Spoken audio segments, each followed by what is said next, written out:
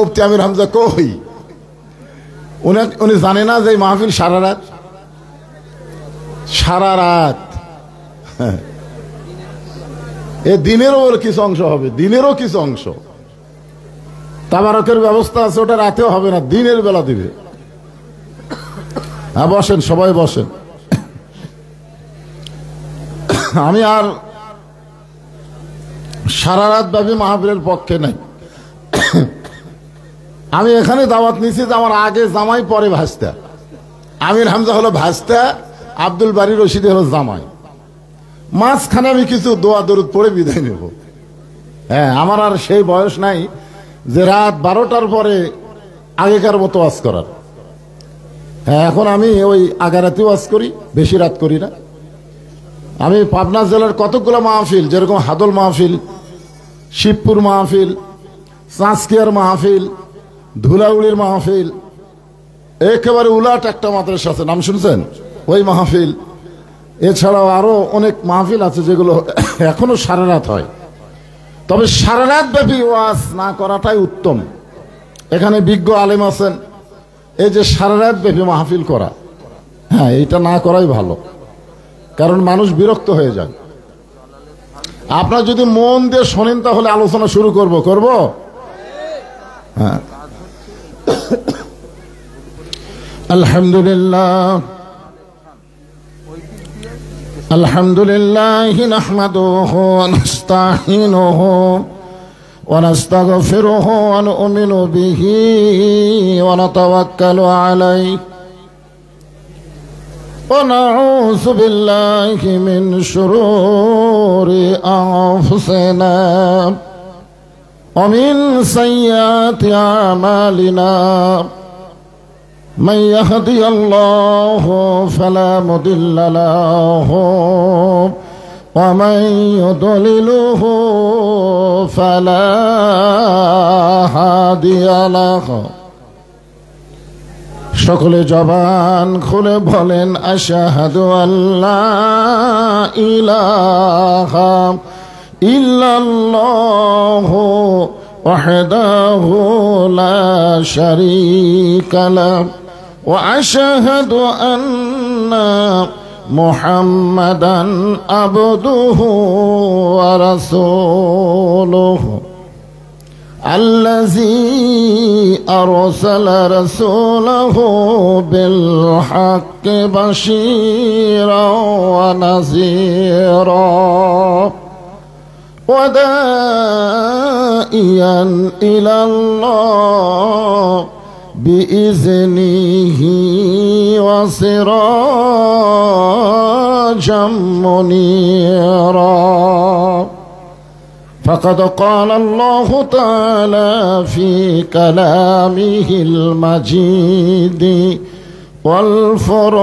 والفرقان الحميد. জবান খুলে সকলে পড়েন আউযু বিল্লাহি মিনাশ শাইতানির রাজিম। বিসমিল্লাহির রহমানির রহিম। ফাযকুরুনি আযকুরুকুম ওয়াশকুরুলি ওয়ালা তাকফুরুন।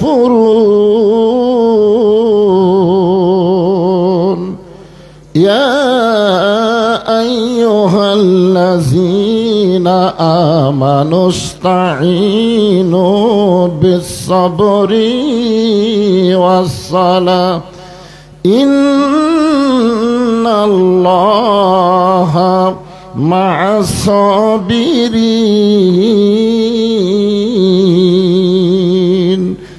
ইন্নাল্লাহা ওয়া মালাইকাতাহু ইসাল্লুনা আলান নাবী ইয়া আইয়ুহাল্লাযীনা আমানু সাল্লু আলাইহি وسلموا تسليما اللهم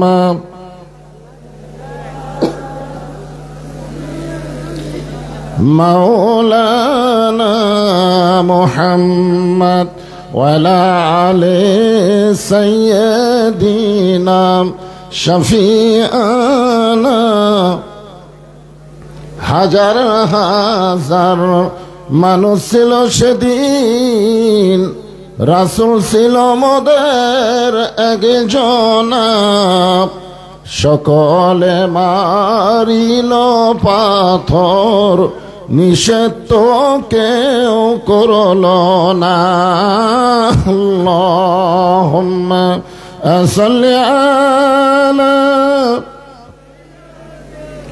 জবান খুলে মোহাম্মত মাওলানা মুহাম্মদ ওয়া আলি সাইয়্যিদিনা শফিআনা মাশরিকে হুব্বে মুহাম্মদ। সকলে বলি সাল্লাল্লাহু আলাইহি সাল্লাম। मतलाए दीवानी मतलाए खुर्शीद इश्कास सीनाए सुजाने बलगल उला बिकमालिही कशाफत दुजा बिजमालिही हसनत जमीओ खसालिही सल्लो अलैहि व आलिहि अल्लाहुम्मा आमीन। জান্নাতের বাগান থেকে জান্নাতি মানুষদেরকে নিয়ে তাহাজ্জুদের সময় আমি গুনাহগার তোমার রহমতের দরজায় দুখানা হাত তুলেছি আল্লাহ। হাসরের ময়দানে জাব্বার আর কাহার নামে রূপ নিয়ে তুমি যখন বিচার শুরু করবে, তোমার সামনে দাঁড়ায়া সমস্ত নবীরা নাফসি নাফসি বলে কাঁদতে থাকবে। এমন কঠিন অবস্থা হাসরে হবে, সেদিন সমস্ত নবী তার উম্মতকে ভুলে যাবে, শুধু বলবে আল্লাহ আমার কি হবে, আমার কি হবে। একমাত্র দরদি নবী শাফাতের কান্ডারি ইয়া রব্বি হাবলি উম্মতি বলে সেজদায় পড়ে যাবে। সেই কঠিন মুসিবতের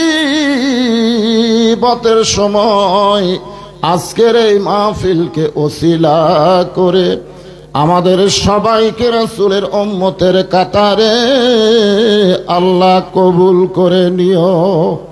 সুবহান রাব্বিকা রব্বিল ইজ্জাতি আম্মা ইয়াসিফুন ওয়া সালামুন আলাল মুরসালিন আলহামদুলিল্লাহি রাব্বিল আলামিন। লা ইলাহা ইল্লাল্লাহ।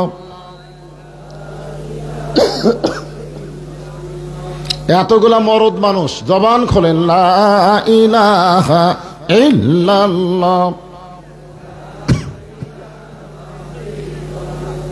যার দিলে আছে আমার আল্লাহর ভয়, যার মনে আছে আল্লাহর ভয়, আল্লাহ আল্লাহ সব সময় আহার নিদ্রা ভালো লাগে না, এই দুনিয়া ভালো লাগে না, ভালো লাগে শুধু আল্লাহ। জোরে লা ইলাহা ইল্লাল্লাহ। লা ইলাহা ইল্লাল্লাহ মুহাম্মাদুর রাসূলুল্লাহ।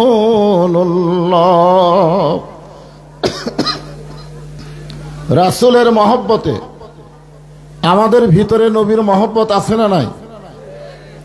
যখনই নবীর নাম উচ্চারণ হবে জবান খুলে বলবো সাল্লাল্লাহু আলাইহি ওয়াসাল্লাম। বাইকলা ইয়াকুবিয়া দাখিলি মাদ্রাসা কমিটি কর্তৃক আয়োজিত আজকের এই বিরাট ইসলামী জলসা এবং ইসালে সওয়াব মাহফিল, আজকের এই মাহফিলে আল্লাহ তাআলা যিনাকে সম্মানিত সভাপতির আসনে কবুল করেছেন, আজকের এই মাহফিলের সম্মানিত উলামায়ে কেরাম মাগরিবের নামাজের পর থেকে এত রাত পর্যন্ত যিনারা আলোচনা করে আপনাদেরকে শোনাইছেন এবং আমার পরে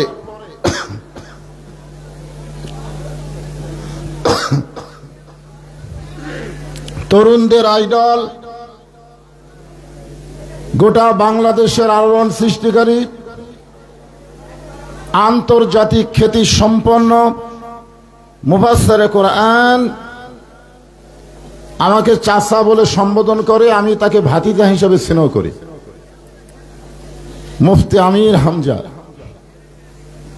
উনি আমার পরে আসতেছেন। উনি এতক্ষণ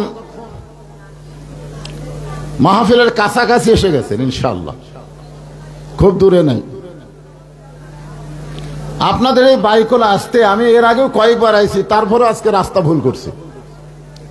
রাস্তা ভুল হয়, হ্যাঁ রাস্তা ভুল হয়ে যায়, এ কারণে হয়তো কোনো ভুল পথেও যাওয়ার পারে। আর এই জায়গায় নেটওয়ার্ক এত দুর্বল যে লোকের সঙ্গে কাজ করে না, যার কারণে হয়তো কাছে আসে আবার দূরে গেছে। আমি ভুল করে চলে গেছিলাম, আমি তো অনেকবার আইছি। আমির হামজা মনে হয় এখন আসে না এখানে, আইছে না? না, এই মাহফিল আইছে, এই মাহফিল। আচ্ছা ঠিক আছে। আমার সামনে যারা বসে আছেন এখন রাগ করেন আর খুশি হন, যাই করেন, সারা রাতের মাহফিল কি করবেন, উপায় নাই রে, উপায় নাই। যিনারা বসে আছেন খুব কষ্ট নিয়ে, আমি আমার অন্তরের অন্তঃস্থল থেকে আপনাদের সবাইকে শুভেচ্ছা জ্ঞাপন করছি। সম্মানিত মা বোনেরা,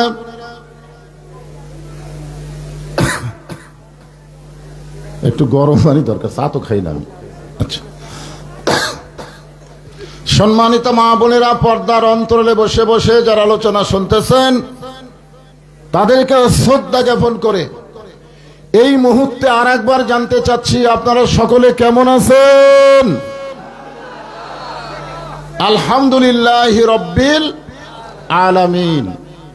যে আল্লাহ শারীরিক সুস্থতা দান করে মানসিক প্রশান্তি লাভের জন্য আজকের এই সারা রাত ব্যাপী জান্নাতের বাগানে আমাদের কবুল করলেন, আমরা খুশি না বেজার? তাহলে জবান করে সমস্বরে সকলে বলবো রব্বানা লাকাল হামদ হামদান কাসীরান তাইয়িবান মুবারাকান ফীহি। আমরা আল্লাহর প্রশংসা করলাম, এই কারণেই বেশি বেশি আমরা আল্লাহর প্রশংসা করব যে আমাদের বাংলাদেশের 3 দিকে হলো ভগবানের এরিয়া। জোরে কোন, কার এরিয়া? ভগবান বললেন না? ভগবানের লোকজন বাংলাদেশের উপর খেপে গেছে এবং বাংলাদেশকে তাদের অঙ্গরাজ্য বানানোর একটা পায় তারা করতেছে। ছাত্র জনতার আন্দোলনের মুখে হাসিনা পলায় গেলেও ভারতে গিয়া কিন্তু চুপ নাই, ষড়যন্ত্র করতেছে। জোরে কোন ঠিক কিনা? আপনারা বলেন, বিনা ভোটে 15.5 বছর যে ক্ষমতার চেয়ার দখল করেছিল, হঠাৎ যদি তার ক্ষমতার চেয়ার চলে যায় সে কেমন অবস্থা হবে? খালি পাগল। গাড়ি হারাইছে, এখন গাড়ি খুঁজতে খুঁজতে রোদের তাড়ায় ছেলের কাছে গিয়ে বলতেছে, ভাই এদিকে আমার একটা গরু হারাইছে, দেখছেন? ছেলে কয়েকের বাপ আমারে ভাই গেল। বাড়িতে এসে মাকে বলতেছে, মা বাবা মনে হয় পাগল হয়ে গেছে, আমারে ভাই বলে সম্বোধন করলো। কিছুক্ষণ পর বাপ আইছে, দেখো ওই যে আব্বা আসতেছে। তখন মা বলতেছে, তুমি কি পাগল হয়েছো, তোমার ছেলেকে ভাই কও? তখন বলে, গাভী হারালে এরকমই হয় মা। সামান্য একটা গাভী হারাইলে যদি ছেলেরে ভাই কয়, বউরে মা কয়, আর বিনা ভোটে যে 15.5 বছর বাংলার ক্ষমতা দখল করেছিল, সেই ক্ষমতা চলে যাওয়ার কারণে আপাতত পাগলি অবস্থায় আছে। ধরে কোন কথা ঠিক কিনা? যাই হোক, তিন দিকে ভগবানের এরিয়া থাকলো, আমরা আল্লাহ। আমরা কি? ভগবানের ভ বাদ দিলে গবানের কোন অর্থ ডিকশনারির নাই। গবানের গ বাদ দিলে বান মানে বন্যা, দুনিয়ার কোন মানুষ পছন্দ করে না। বা বাদ দিলে নো মানে ভগবান নাই। আর আমরা মুসলমান যাকে আল্লাহ বলে বিশ্বাস করি, কোরআন শরীফ খুলে দেখেন, আল্লাহু লা ইলাহা ইল্লা হুয়াল হাইয়ুল কাইয়ুম। যদি আপনি মন চায় আলিফ বাদ দেন, লিল্লাহি মা ফিস সামাওয়াতি ওয়াল আরদ। আবার যদি মন চায় আরেকটা লাম বাদ দেন, লাহুল মুলকু ওয়া লাহুল হামদ। আবার যদি মন চায় লাম বাদ দেন, হুয়াল্লাহুল্লাযী লা ইলাহা ইল্লাহু। আমরা যাকে আল্লাহ হিসেবে পেয়েছি, তার সবকিছু বাদ দিলেও আল্লাহ বাদ পড়ে না। মুসলমানের আল্লাহ সদা বিরাজমান। জোরে বলেন ঠিক কিনা? ভাগ্য গুণ, এর একটা ভাগ্য, যার কারণে আল্লাহ মুসলমানের ঘরে আমাদের কবুল করেছেন। খুশি না বেজার? জবান খুলে বলি আলহামদুলিল্লাহ। দরুদ ও সালাম পেশ করছি মানবতার মুক্তির দিশারি সরকারে দো আলম, হাসরের ময়দানে যিনি আমাদেরকে সঙ্গে না নিয়ে জান্নাতে যাবেন না, এমন একজন বিশ্ব নবী, বিশ্ব নেতা হিসাবে পেয়েছি। খুশি না বেজার? তাহলে জবান খুলে আর একবার বলি আলহামদুলিল্লাহ। আল্লাহর যে কোরআন থেকে আমরা তাফসির শুনবো, এই কোরআনের মধ্যে কোনো সন্দেহ নাই, ভুল নাই, ধোঁকা নাই। ধরে কোন কথা ঠিক কিনা? স্বাধীনতার পর থেকে মানুষের তৈরি সংবিধান, মানুষের তৈরি আইন দিয়ে আমরা মোটামুটি 54 বছর শেষ করেছি। আগামীতে আমরা আল্লাহর কোরআন বাংলাদেশ দেখার অপেক্ষায় আছি। আল্লাহ যেন আমাদের সকলের জন্য কবুল করে। সকলে বলে আমিন। মানুষের আইন দেখা শেষ, আগামীতে দেখবো আল্লাহর আইনের, কোরআনের বাংলাদেশ, যে কোরআনের মধ্যে ভুল নাই, সন্দেহ নাই, ধোঁকা নাই। আমি সেই কোরআন থেকে একটা আয়াত আপনাদের সামনে তেলাওয়াত করেছি, দুটো আয়াত। এর উপরে আমি আলোচনা করার চেষ্টা করব। বক্তা যদি আসে, আপনারা তো ওটা বসা করেন, আপনারা কি মনে করেন আমির হামজা এখানে দেখা না দিয়ে যাবে? কথা কন যাবে? আপনারা যে একেবারে আলা ভোলা ছোট বাচ্চার মতন হয়ে গেলেন। আরে আপনারা কি মনে করেন? শোনেন, একটা বক্তা আসতেছে, আর একটা বক্তা ওয়াজ করতেছে, আপনারা তার দিকে পাশা দিয়ে ওই বক্তার দিকে মুখ দিলেন, আল্লাহ মনে হয় খুব খুশি হবে। খুশি হবে? আমার মনে যদি একটু আঘাত লাগে যে আমি কথা বলতেছি, আমির হামজা আসলে এখানে আসবে, আসবে না? তো তাহলে ওই দিকে কাজ ঘুরে দেখার কি দরকার? আমি আপনাদের কি বললাম যে কাছাকাছি আসা গেছে, বলিনি? হ্যাঁ, মনে করছেন ভাইস্তার সাথে আমার যোগাযোগ নাই? ও যদি না আসে আমি টেজত আসবো অপমান হওয়ার জন্যে? ও আসতেছে দেখেই তো আমি আগে এসে অ্যাডভান্স করতেছি। এদিকে তাকান, এদিকে তাকান। হ্যাঁ, আল্লাহ কোরআনে বললেন, ফাযকুরুনি আযকুরুকুম ওয়াশকুরুলি ওয়ালা তাকফুরুন।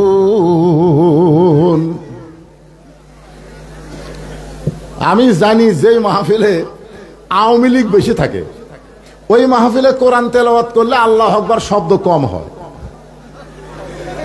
বাংলাদেশের সব জায়গা থেকে আওয়ামী লীগ পোল আছে, কিন্তু আপনাদের বাইকুলাত মনে হয় এখনো আছে। কি রে, কোরআন তেলাওয়াত শুনলে ঈমান বাড়ে না কমে? তো ঈমান বাড়ার লক্ষণ আল্লাহু আকবার বলা। কি ঘুম না ছাড়লে আমির হামজার ওয়াজ শুনবার পাবেন? ঘুম ছাড়া লাগবে। লিল্লাহি তাকবীর। হ্যাঁ, একটু সাইজ হন।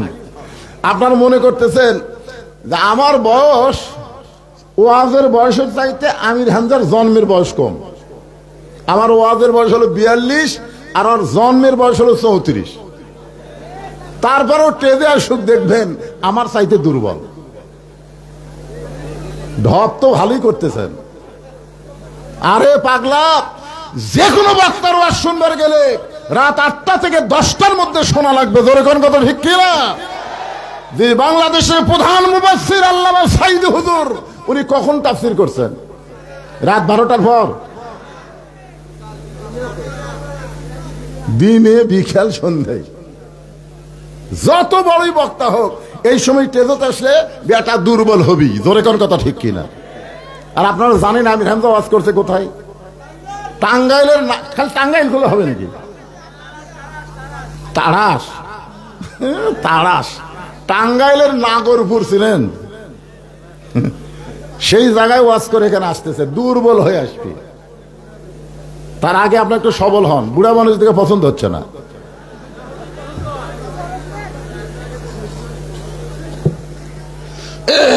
ওই জায়গার যারা দাঁড়িয়ে আছে, ওরা কি খালি দাঁড়িয়ে থাকার জন্য আইছে নাকি? আবু জেহেল দাঁড়িয়ে থেকে কোরআন তেলাওয়াত শুনছে, আর আবু বকর রাদিয়াল্লাহু বসে থেকে শুনছে। এখন আপনারা আবু জেহেল হবেন না আবু বকর হবেন, সেটা আপনারাই সিদ্ধান্ত নেন। আবু জেহেল শুনছে ঠিকই, কোরআনকে গ্রহণ করেনি। জোরে কোন কথা ঠিক কিনা? আর আবু বকর শুনেছে শুধু নয়, জীবন দিয়ে কোরআনের ইজ্জত দিয়েছে। জোরে কোন কথা ঠিক কিনা? হ্যাঁ। এখন আপনারা সিদ্ধান্ত নেবেন কি করবেন, আবু জেহেল হবেন না আবু বকর হবেন। আল্লাহ বলতেছেন, ফাযকুরুনি আযকুরুকুম ওয়াশকুরুলি ওয়ালা তাকফুরুন। আল্লাহ বলতেছেন, যে আমাকে স্মরণ করে আমি আল্লাহ তাকে স্মরণ করি, যে আমার জিকির করে আমি আল্লাহ তার জিকির করি। যত বিপদে মুসিবতে যে অবস্থায় থাকে না কেন, জিকির করতে হবে কার? এখানে জিকির মানে হলো স্মরণ করা। জিকির মানে কি করা? স্মরণ। স্মরণ,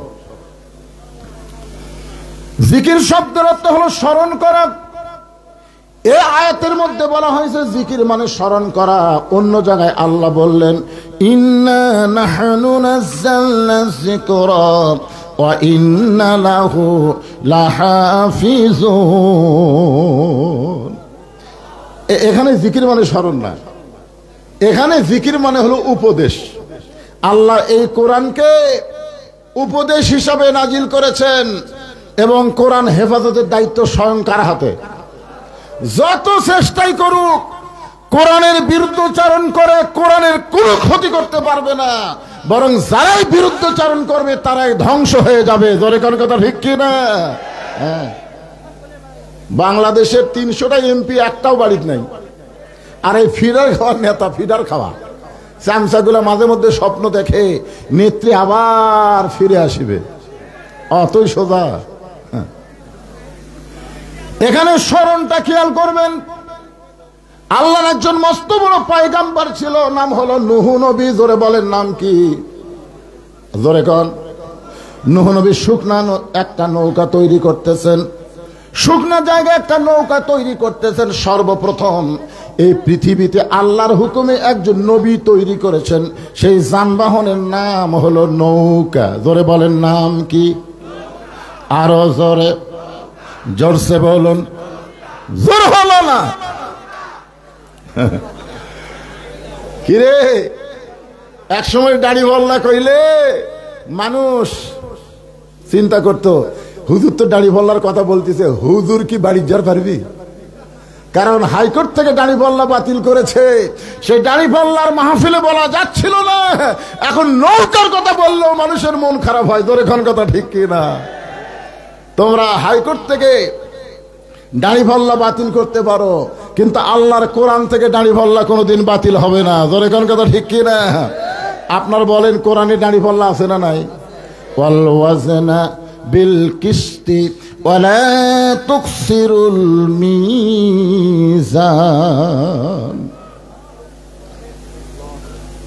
এমন সময় একজন বুড়ি মা লাঠিতে ভর দেশে বলে, বাবা নূহ, এই শুকনা জায়গায় নৌকা বানানোর কারণ কি? নূহ বলতেছেন, বুড়িমা, বন্যা নামক একটা গজব আসবে, এই গজবে গোটা পৃথিবী ধ্বংস হয়ে যাবে, কেবলমাত্র নৌকার মধ্যে যারা জায়গা পাবে তারা ধ্বংস হবে না। বুড়ি বলে, বাজান তোমার এই ছোট্ট নৌকায় সবাই যদি উঠবার চায় তাহলে সমস্ত মানুষের জায়গা কি এই ছোট নৌকায় হবে? নূহ বললেন, বুড়িমা এই নৌকার শর্ত হলো ইমানদার বান্দা বান্দি যারা নৌকার ভিতরে জায়গা পাবে তারা, ইমানদার বান্দা বান্দি যারা নৌকার ভিতরে জায়গা পাবে তারা। সঙ্গে সঙ্গে বুড়ি বলতেছেন, বাবা নূহ আমিও নৌকায় উঠবার চাই। নূহ বললেন, তাহলে পড়েন লা ইলাহা ইল্লাল্লাহু নূহ নবিয়ুল্লাহ। আপনারা বলেন তো, আমরা নূহ নবীর নামে কলমা পড়লে আমাদের সমস্যা আছে? খ্রিস্টানেকের আছে। খ্রিস্টানরা ঈসা রুহুল্লাহ কয়, কিন্তু মোহাম্মদ রাসূলুল্লাহ কোনোদিনও কয় না। আমরা মুসা কালিমুল্লাহ বললো আমাদের কোনো ক্ষতি। ইহুদিরা মুসা নবী পর্যন্ত কয়, ঈসা নবী পর্যন্ত কয় না। এই জন্য সমস্ত ধর্ম বাতিল। সব ধর্ম, পৃথিবীতে যত ধর্ম আছে সব ধর্ম কি? একটাই আছে, তার নাম কি? অমাইয়াবুতাগি গায়রাল ইসলাম দীনান ফালাই ইউকবালা মিনহু। এ ভগবানের দলেরা, যতই চিল্লাচিল্লি কর, মুসলমানের পশমের কোনো ক্ষতি তারা করতে পারবে না। কারণ মুসলমান জানে জীবন দিলে শহীদ আর বাঁচলে গাজী। জোরে কোন কথা ঠিক কিনা? যারা প্রকৃত মুসলমান, হকের পক্ষে যারা জীবন দেয়, আপনার বলেন তারা কি মরে যায় নাকি? আপনাদের ধারণা কি? শহীদ হয়। এই দেখেন শহীদ হয়। বুঝতে পারছে? তাহলে মুসলমান যদি ভারতের আসে মারবার, মারবো, মার। আবু সাইদ তো জীবন দিছে, তাইনি? মার মার। একটা গুলি করছে, আপনার ভিডিও দেখছেন, কাটে পড়ছে, ও মারে বাবারে কয়ে চিল্লা উঠছে। আমাদের বাংলাদেশের লোকের জন্য এর চাইতে বড় প্রমাণ আর কি নেবেন? আর একটা গুলি করলো, তারপরেও বেচারা মাটির পড়লো না। তৃতীয় গুলি যখন করছে তখন একটু হাত দিছে, একটু হাত দিয়ে ধরছে। ইতিমধ্যে এক বন্ধু এসে যখন হাত দিয়ে ধরলো তখন সে মাটির টলে পড়লো। আহা, আমার এলাকার একটা, আমার চাচাতো ভাই সম্পর্কে তার একটা ছেলে হয়েছে। আমার এখানে হুজুর একটা ভালো নাম দেন, আমার ছেলের নাম রাখবো। আমি বললাম আবু সাইদ। সেই খুশি। আবু সাইদের বাপ, আবু সাইদের মা, গ্রামের মধ্যে সবাই বলে আবু সাইদের বাড়ি এটা। দেখছেন, আবু সাইদ এমন একটা নাম হয়ে গেছে যে নাম রাখলেও তার সম্মান বেড়ে যায়। আমার খালাতো বোনের মেয়ে হয়েছে, খালা কয় একটা নাম দিত, বাবা হুজুর মানুষ। আমি কলাম হাসিনা। যেই কষি হাসিনা, আমি আর দুঃখে বাসি না। খালা কয় তুই আলেম না জালেম রে, তোর কাছে একটা ভালো নাম শুনতে চাইলাম আর তুই একটা খুনির নাম কইলি। আমি তখন থেকে বুঝলাম হাসিনাকে মানুষ শুধু হাসিনা বলে না, খুনি হাসিনা বলে। জোরে কোন কথা ঠিক কেরা? আবু সাইদ মরে নাই, হাসিনা পচে গেছে। এই জন্যে ভারত যদি কোনো ক্রমে আমাকে আক্রমণ করবার আসে, আমরা জীবন দিলেও আমাকে লাভ, বেঁচে থাকলেও আমাকে লাভ। জোরে কোন কথা ঠিক কিনা? তবে বাতিলের সঙ্গে আপোষ করার কোনো সুযোগ মুসলমানের নাই। আছে? সঙ্গে সঙ্গে বুড়িকে নূহ নবী বললেন, বুড়িমা তাহলে আমার সঙ্গে পড়েন লা ইলাহা ইল্লাল্লাহু নূহ নবিয়ুল্লাহ। বুড়ি যখন ঈমান গ্রহণ করছে, নূহ নবী বলতেছে, বুড়িমা আপনার আর কোনো টেনশন নাই। বন্যা নামক গজব যখন আসবে আমি আপনার হাতটা ধরে নৌকায় উঠায় নিব। সঙ্গে সঙ্গে বুড়ি বললেন আলহামদুলিল্লাহ। জোরে কোন আলহামদু অশকুরুলি ওয়ালা তাকফুরুন। সর্ব অবস্থায় শুকর গুজার করতে হবে কার? আরো জোরে বলেন। এখানে প্রশংসা, প্রশংসা আল্লাহ ছাড়া অন্য কারো প্রশংসা করা যাবে না। বুড়ির হাত ধরে তুলবার সাথে কে? এই বুড়ির হাত ধরে কে তুলবে? নূহ নবী। বুড়ি কি নূহুর প্রশংসা করছে? বুড়ি প্রশংসা করছে কার? বন্যা নামক গজব শুরু হয়ে গেল। এমনকি হিমালয় পর্বত পর্যন্ত পানির তলে ডুবে গেল। এই দুনিয়ার পাহাড় পর্বত সব উঁচু জায়গাগুলো 40 দিন পর্যন্ত পানির তলে ডুবে থাকলো। পৃথিবীর সব কিছু মরে সয়লাব হয়ে গেল। পানি কমতে কমতে যখন নিচের দিকে চলে আসলো, নূহ নবীর নৌকা যদি পর্বতে আটকে গেল। আল্লাহ বলে নুহুরে নৌকার খবর কি? নুহ বলতেছে নৌকার ভিতরে যারা জীবিত আছে তারা, নৌকার বাহিরে যারা ধ্বংস হয়েছে তারা। নৌকার ভিতরে যারা জীবিত আছে তারা, নৌকার বাহিরে যারা ধ্বংস হয়েছে তারা। আল্লাহ বলে নুহ ওই বুড়িটার খবর কি? নুহ বলতেছে আল্লাহ আমার মনই নাই। জোরে কোন কি নাই? তার মানে কি বুঝলেন? তার মানে কি বুঝলেন? সবাই সবাইকে ভুলে যাইতে পারে, কিন্তু যার জিকির করবো সে আল্লাহ কোনোদিন আমাদেরকে ভুলবে না। এখন জিকিরটা কিভাবে করবেন? আমার দয়াল বাবার দরবারেতে কেউ ফিরে না খালি হাতে। দয়াল বাবা, জিকির কি দয়াল বাবা? আমাদের বাংলাদেশে এই দয়াল বাবারা কখনোই চাবে না বাংলাদেশ আল্লাহর কোরআন দিয়ে রাষ্ট্র চলুক। জোরে কোন কথা ঠিক কিনা? কারণ নবী আলাইহিস সালাম থেকে শুরু করে এখন পর্যন্ত 3 দল মানুষ আল্লাহর কোরআনের বিরুদ্ধে চারণ করে। জোরে কোন কয় দল? 3 দল। একটা হলো আবু জেহেলের মতন রাষ্ট্রীয় শক্তি, যে শক্তি হাসিনা ছিল। আবু জেহেলের মতন রাষ্ট্রীয় শক্তি, তারা কোনোদিন চাবে না কোরআন দিয়ে বাংলাদেশ চলুক। 2 নম্বর হলো যারা পুঁজিপতি সুদ ভিত্তিক ব্যবসা করে, তারা কোনোদিন চাবে না কোরআন দিয়ে রাষ্ট্র চলুক, কারণ যাকাত ভিত্তিক অর্থনীতি হবে। ধরে কোন ঠিক কিনা? আর 3 নম্বর হলো ধর্ম নিয়ে যারা ব্যবসা করে। ধরে কোন কি নিয়ে? ধর্ম নিয়ে যারা ব্যবসা করে তারা কখনোই চাবে না আল্লাহর কোরআন দিয়ে বাংলাদেশ চলুক। এই বাবার দলেরা হলো ধর্ম নিয়ে ব্যবসা। ধরে কোন কথা ঠিক কিনা? আল্লাহ বলে নুহ বুড়িটার খবর কি? নুহ বলতেছে আল্লাহ আমার মনই নাই।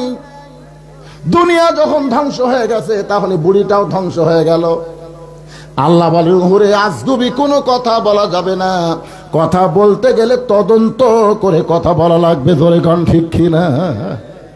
আপনারা বলেন তো আমির হামজা আসবে কি আসবে না? কথা কয় না? আজগুবি আজগুবি তদন্ত করেন। এখনকার সেই যুগ আছে কে রে ভাই? এখন বক্তা কোন জায়গা তো ওয়াজ করতেছে এ ভিডিওর মাধ্যমে সব দেখা যাচ্ছে। ধরে কোন ঠিক কিনা? আমি এখন কোন জায়গায় লাইভে এটা দেখতেছে। আমির হামজা না আসে কোন জায়গা থাকি পারবি? হ্যাঁ আসবে, তদন্ত করে কথা বলা লাগবে, আজগুবি কথা বলা যাবে না। আল্লাহ বলে নুহ আজগুবি কোনো কথা বলো না, তদন্ত করে দেখো বুড়িটার খবর কি। নুহ নবী তদন্ত করতে গিয়ে দেখে বুড়ি তো দূরের কথা, বুড়ির ঝুবড়ি বাড়ি পর্যন্ত কিছুই হয়নি। এই কথা শোনার পরেও সুবহানাল্লাহ মুখত আসতেছে না। ভারত ভয় দেখাইছে অ্যাটম বোমা। তোরে কোন কি বোমা? যে বাংলাদেশ হলো গরিব দেশ, ভালো কোনো অস্ত্র বাংলাদেশের নাই। ভারত যদি যুদ্ধ লাগে বাংলাদেশ 5 মিনিট টিকবে না। একটা ফটকাবাদী সাংবাদিক আছে। তোরে কোন কথা ঠিক কিনা? আজকে সে খবর দিল বাংলাদেশ 5 মিনিট টিকবি না। পাকিস্তান থেকে বলতেছে বাংলাদেশ যদি চায় তাহলে আমরা বাংলাদেশকে পারমাণবিক বোমা সাপ্লাই দিব। আমরা বলতেছি আমরা পাকিস্তানের দিকে তাকায় নাই, আমরা আমেরিকার দিকে তাকায় নাই, আমরা তাকায় আছি আমার আল্লাহর দিকে। ধরে কোন ঠিক কিনা? মুসলমান কোন দিকে তাকায় থাকা লাভ নাই। হাসিনা তাকাইছিল ভারতের দিকে, বিএনপি তাকায় থাকে আমেরিকার দিকে, লাভ নাই। আল্লাহ কোরআনে বলেন ইন্নামাল মুমিনুনা আল্লাযীনা ইযা যুকিরাল্লাহু ওয়াসিলাত কুলুবুহুম ইযা যুকিরাল্লাহ ফাযকুরুনি আযকুরুকুম। এই আয়াতের শানি এই আয়াতটা ইযা যুকিরাল্লাহু ওয়াসিলাত কুলুবুহুম ওয়া ইযা তুলিয়াত আলাইহিম আয়াতুহু জাদাতুহুম ঈমানা ওয়া আলা রাব্বিহিম ইয়াতাওয়াক্কালুন। অ্যাটম বোমাকে মিষ্টি তরমুজ বানাবার পারবে কে? আরো জোরে কর না কেন? পারবে না। ওরা অ্যাটম বোমা মারবে, আমাকে বাংলাদেশের মাটিতে পড়ে মিষ্টি তরমুজ হয়ে যাবে। আল্লাহ যদি কয় অ্যাটম ফুটিস না রে, আল্লাহ যেমন বলছে নমরুদের আগুনের চুলাকে জ্বলিস না রে, ইব্রাহিমের জন্য শান্তিদায়ক হয়ে যা। আপনার এখন হয়েছে কি হয় নাই? আল্লাহ কি সেটাই আছে না পরিবর্তন হচ্ছে? তাহলে কেন অ্যাটমের দিকে আমরা তাকাবো? আমরা তাকায় থাকবো কার দিকে? বুড়ির বাড়ি, বুড়ি তো দূরের কথা, বুড়ির বাড়ি পর্যন্ত কিছু হয় নাই, সঙ্গে সঙ্গে নূহ নবী চিৎকার দিলেন, বুড়ি মা। বুড়ি টোপলা নিয়ে হাজির। জোরে কোন কি নিয়ে হাজির? নূহ বলতেছে, বুড়ি মা টোপলা কেন? বলে সাইজ হয়ে বসে আছি, কারণ যে কোনো সময় ডাক পড়বে, যে কোনো সময়। সাইজ, সাইজ বোঝেন আপনারা? আমাদের কিন্তু যে কোনো সময় ডাক পড়বে। কিসের ডাক? ডাক দিহিয়াছেন, কনে গান গাইলে গুনাহ হবে না। ডাক দিহিয়াছেন দয়াল আমারে, রইব না আর বেশি দিন তোদের মাঝারে। চলতে পথে 2 দিন থামিলাম, যাবার কালে একজন আরো দেখা না পাইলাম। ও আমার সাদের মালা যায় রে ছিঁড়ে, রইব না বেশি দিন তোদের মাঝারে। কখন ডাক পড়বে? মশান মারতেছেন, মশান মারতেছেন, অমুক বক্তা আসে না কেন? আপনি যাওয়ার পারবেন কিনা তার কোনো গ্যারান্টি নাই। ধরে কোন কথা ঠিক কিনা ভাই? কোন সময় যাওয়া লাগবে, তৈরি হয়ে থাকতে হবে। এই জন্য গজলের মধ্যে বলেছেন, কিন্তু যেদিন ডাক পড়িবে, কিন্তু যেদিন ডাক পড়িবে, কবর মাঝে যাইতে, জোগাড় কিছু করছো বন্ধু তার মাঝে বিছাইতে। যে কোনো সময় আমাদের ডাক পড়বে। ধরে কোন ঠিক কিনা? এই জন্য আল্লাহ বলেছেন, লা তামুতুন্না ইল্লা ওয়া আনতুম মুসলিমুন। মুসলমান না হয়ে তোমরা মরিও না। মুসলমান হয়ে যদি মরতে চাই তাহলে মনোযোগ দিয়ে শোনেন। যে নূহ নবী ডাক দিয়েছে, বুড়িমা টোপলা নিয়ে হাজির। নূহ বলতেছেন, বুড়িমা বন্যা গজব শেষ, বন্যা গজব শেষ। আমি তোমাকে হাত ধরে নৌকায় উঠাবার চাইছিলাম, কিন্তু আমার মনে নাই। এদিকে বন্যা গজবে গোটা পৃথিবী ধ্বংস হয়ে গেল। ও বুড়িমা, তুমি এমন কি আমল করেছো যে আমল করার কারণে তুমিও ভালো আছো, তোমার বাড়িরও কোনো ক্ষতি হয় নাই? বুড়ি মুসকি মুসকি হাসের বলে, বাবা নূহ, তুমি যখন আমাকে হাত ধরে নৌকায় উঠাবার চাইছিলে, তখন আমি জিকির করছিলাম কার? আরো জোরে, সুবহানাল্লাহ, আলহামদুলিল্লাহ, লা ইলাহা ইল্লাল্লাহু, আল্লাহু আকবার। এই চারটাই কিন্তু জিকিরের শব্দ। ধরে কোন কথা ঠিক কি রে? বুড়ি কি বলছিল মনে নাই? আলহামদুলিল্লাহ। বুড়ি বলতেছে, নূহরে ঈমান যখনই গ্রহণ করেছি তখনই আমার ঈমান বলতেছে সবাই সবাইকে ভুলতে পারে, কিন্তু আল্লাহ কোনোদিন কাউকে ভুলবে না। এখন আপনারা বলেন জিকির করব কার? সেই জিকিরটা কি? এই যে দ্বিতীয় যে আয়াত পড়লাম, ইন্না নাহনু নাযালনা যিকরা। আল্লাহ তাআলা এই কোরআনকে জিকির হিসাবে নাজিল করছে। জোরে কোন কি হিসাবে? তাকান রে ভাই, কোরআনের ওয়াজ শুনে আবু জেহেলের মতন কোনো লাভ নাই যদি আবু বকরের মতন বাস্তবে গ্রহণ না করা হয়। জোরে কোন কথা ঠিক কিনা? সারা জীবন যদি শোনেন 1 পয়সাও লাভ হবে না। শুনে আর শোনার জন্য আল্লাহ কোরআন দিয়েছে। এখানে বলা হয়েছে সামিনা ওয়া তাআনা। আগামীতে আমরা আল্লাহর কোরআনের রাষ্ট্র দেখতে চাই। যদি দেখবার চাই একটু মনোযোগ দিয়ে শোনার দরকার আছে না নাই? জোরে কোন আছে না নাই? যখন কোরআন নবীর কাছে নাজিল হলো, প্রথম শব্দ হচ্ছে ইকরা। ইকরা পড়েন, বিইসমি রাব্বিকাল্লাযী খালাক। যে আল্লাহ আপনাকে সৃষ্টি করেছেন সে আল্লাহর নামে পড়েন। একাধারে 5টা আয়াত নাজিল হয়েছে। ধরে কোন কয়টা? 5টা আয়াত নাজিল হলো। নবী কিন্তু আর গাড়ি হীরার মধ্যে থাকলেন না, কারণ কোরআন হচ্ছে লাইট, কোরআন হচ্ছে আলো। আলো যখন পাইছে আর অন্ধকার গর্তের মধ্যে থাকার দরকার আছে? হ্যাঁ, খুব খেয়াল করে শুনবেন। নবী চলে আসলেন নিচে, গোটা দেহ থরথর করে কাঁপতেছে। খাদিজাতুল কুবরা নবীকে কম্বল দিয়ে আবৃত করলেন। এরপরে জায়গার কোরআনের আয়াত। গাড়ি হীরার মধ্যে যাওয়া লাগে নাই, নবী যায় যেখানে কোরআন যায় সেখানে। ধরে কোন সুবহানাল্লাহ। নবী যেখানে যায়, এমনকি নবী যদি আল্লাহর আরশে যায়, আল্লাহর কোরআনও সেখানে যায়। ধরে কোন সুবহানাল্লাহ। আল্লাহ নবীর উপর কোরআন যখন নাজিল হওয়া শুরু হইল একাধিক ভাবে, এই খবর যখন আবু জেহেলের কাছে গেছে, আবু জেহেল চিন্তায় পড়ে গেল কোরআনটা কেমন। এইটা শোনার জন্য সারা রাত নবী কোরআন পড়ে, আর আবু জেহেল চোরের মতন চুপি চুপি শোনে সারা রাত। আপনারা বসে আছেন, ও বসার টাইম পাইনি, আপনারা বসে থেকে বিরক্ত হচ্ছেন, আর আবু জেহেল খাড়া হয়ে দাঁড়াইয়া শুনছে। কিরে, আবু জেহেলের ইমান ভালো নাকি? আপনারা বসে শুনতেই বিরক্ত হচ্ছেন, আর আমি দাঁড়াইয়া শুনছে। সকালবেলা গিয়া বলতেছে মিটিং এর মধ্যে যে এত সুন্দর কোরআনের বাণী, রাতটা কোন দিক দিয়ে গেল আমি বুঝবারই পারিনি। সুবহানাল্লাহ কবেন না? আপনারা বলেন তো, আবু জেহেল কি কোরআনের বিরুদ্ধে কথা?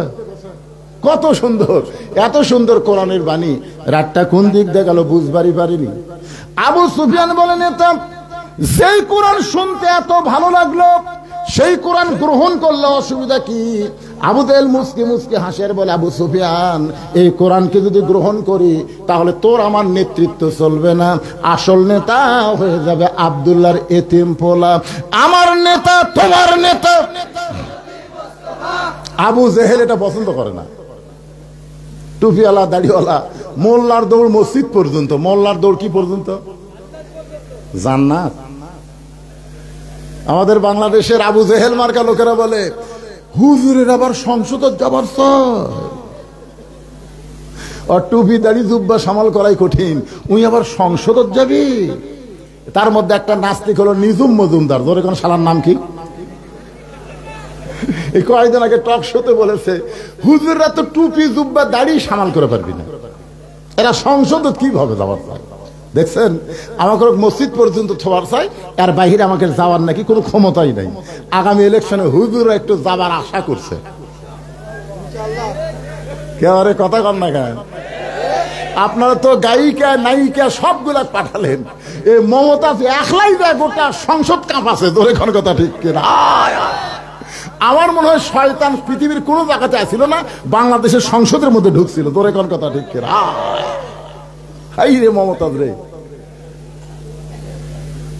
আগে করো রে মন আখেরের কাজ, ধ্যান যোগে হয় দিলের নামাজ। ও তোমার পাঞ্জে গানা, নামাজ পড়া লাগবে না। ওরে শরীয়তের মাওলানা, চোখ দুইটা করলা কানা। কোরআন হলো 90 পারা, তোমরা খুঁজা পাইলা না।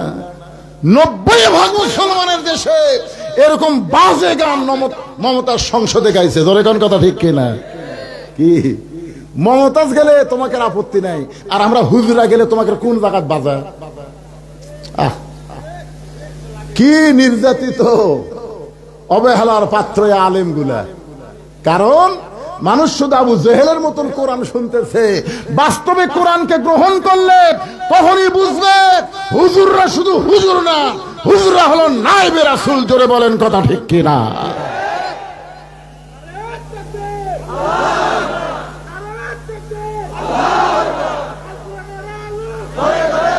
আলেম ওলামা যেখানে,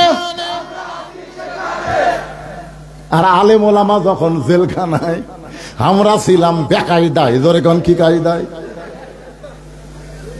বিনা দোষে কোরআনের পাখিকে 13 বছর জেলখানাত বন্দি রাখছে। ধরে কোন কথা? বিনা দোষে। 2 মন্ত্রী ভারতত গেছিল, কি যে মন্ত্র দিল, আশায় জেলখানা থেকে বাইর করে হাসপাতালে নিয়ে গেল। ভারত ওখান থেকে বলতেছে, প্রত্যেকটা আলেমেরা যে হারে দোয়া করতেছে, জেলের মধ্যে তারা তাজা হচ্ছে। আমরা তো তাজা চাচ্ছি না, আমরা মনে করছিলাম মরে যাবি, মরে না তো। একেবারে জলজন্ত জেলখানায় নিয়ে গিয়ে তাকে হত্যা করা হলো। জোরে কোন কথা ঠিক কিনা? হাসিনা, কোরআনের পাখিকে হত্যার দায় তুমি এড়াতে পারবা না। জোরে কোন কথা ঠিক কিনা? কত নিরীহ ভালো মানুষগুলোকে হত্যা করা হয়েছে। আল্লাহর বান্দার একটু মনোযোগ দিবেন। আবু জেহেল বুঝবার পারছে কোরআন আল্লাহর কিতাব, কিন্তু কোরআনকে গ্রহণ করে নাই, কারণ কোরআনকে গ্রহণ করলে আবু জেহেলের নেতৃত্ব চলবে না, আসল নেতা হয়ে যাবে আব্দুল্লাহ ইতিমপোলা, আমাদের নবী। জোরে কান সুবহানাল্লাহ। এখন কি করা যায়? এই কোরআন বন্ধ করতে হবে। আল্লাহ কোরআনে বলেছেন, ইউরিদুনা লিউতফিউ নূরাল্লাহি বিআফওয়াহিহিম ওয়াল্লাহু মুতিম্মু নূরিহি ওয়ালাউ কারিহাল কাফিরুন। পারবে? 15.5 বছর অনুমতি ছাড়া মাহফিল করতে দেয়নি। 15.5 বছর সেই তুখার আন্দোলনী বক্তাকে পাবনার ভিতরে ঢুকতে দেয়নি। জোরে কোন কথা ঠিক কিনা? পারছে? আমির হামজা আবার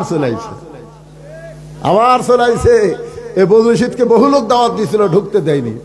ওরা মনে করছিল ফু দিয়ে আমরা নিভা দেব। অতই সোজা করে পাগলি, কারেন্টের বাতি ফু দিলে সুইচ কার হাত? জোরে কান, সুইচ কার হাতে? তুই হাসিনা যতই ফু দে, কাম হবি না তো। বরং ওরে ফু দিয়ে আল্লাহর ওলি বলেছিলেন, 12 কোটি বাঙালি মুসলমান গাছের গোড়া ঝাঁকি মারবে, দিল্লির মামু বাড়ি গিয়ে পড়বা। জোরে খান কথা ঠিক কিনা? আজকে সেই দৃশ্য আমরা দেখতেছি, কিন্তু কোরআনের পাখি দেখতে পারলো না। এটাই বড় আফসোস। একটু মনোযোগ দেন। নবীকে হত্যা করার জন্য তারা চেষ্টা করলো। আল্লাহ বললেন, নবী গো, আর আপনাকে মক্কায় থাকা লাগবে না, আপনি চলে যান হিজরত করে মদিনা। কারণ মক্কার ইসলাম পিটন খাওয়া, মক্কার ইসলাম হলো পিটন খাওয়া, নির্যাতন। মদিনায় চলে যান, আল্লাহর হুকুমে নবী হিজরত করে মদিনায় আসলেন। খুব খেয়াল করবেন, 13 বছরে মক্কায় মাত্র 320 জন মুসলমান, আর মাত্র 8 বছর মদিনায় মুসলমানেরা মক্কা বিজয়। ধরে কান সুবহানাল্লাহ। 13 বছরের মুসলমানের সংখ্যা হলো 320, আর হিজরত করার পরে মদিনায় 8 বছরে 10,000 মুজাহিদ নিয়ে মক্কা বিজয়। এখন আপনারা বলেন তো, মক্কার ইসলাম মদিনার ইসলাম, বর্তমানে বাংলাদেশে আমরা মদিনার ইসলাম চাই। ধরে কোন ঠিক কিনা ভাই? হ্যাঁ, মক্কার ইসলাম হাসিনার সময় ভালোই চলছে, কিন্তু ডক্টর ইউনূস আসার পরে আমরা আর মক্কার ইসলাম চাই না, আমরা মদিনার ইসলাম চাই। মক্কায় নেতা ছিল আবু জেহেল, নবী ছিল ইমাম, আর মদিনায় হিজরত করার পরে নবী রাষ্ট্রপতি, নবী ইমামতি। জোরে কান সুবহানাল্লাহ। 10ম হিজরিতে, 10ম নবুয়তের 10ম বৎসরে নবী নামাজ পাইছিলেন, নামাজ কিন্তু কায়েম করতে পারেননি। নামাজ পাওয়ারও 3 বছর নবী মক্কায় ছিলেন, কিন্তু নামাজ কায়েম হয়নি। নামাজের প্রথম কি? প্রথম শব্দটা কি? পড়ার কথা না কায়েমের কথা? কোরআনের প্রথমে আপনারা পড়েন, আল্লাযীনা ইউমিনুনা বিল গায়বি ওয়া ইউকিমুনাস সালাত। অদৃশ্যের প্রতি বিশ্বাস স্থাপন করা লাগবে, মুমিনদের বৈশিষ্ট্য, নামাজ কায়েম করা লাগবে।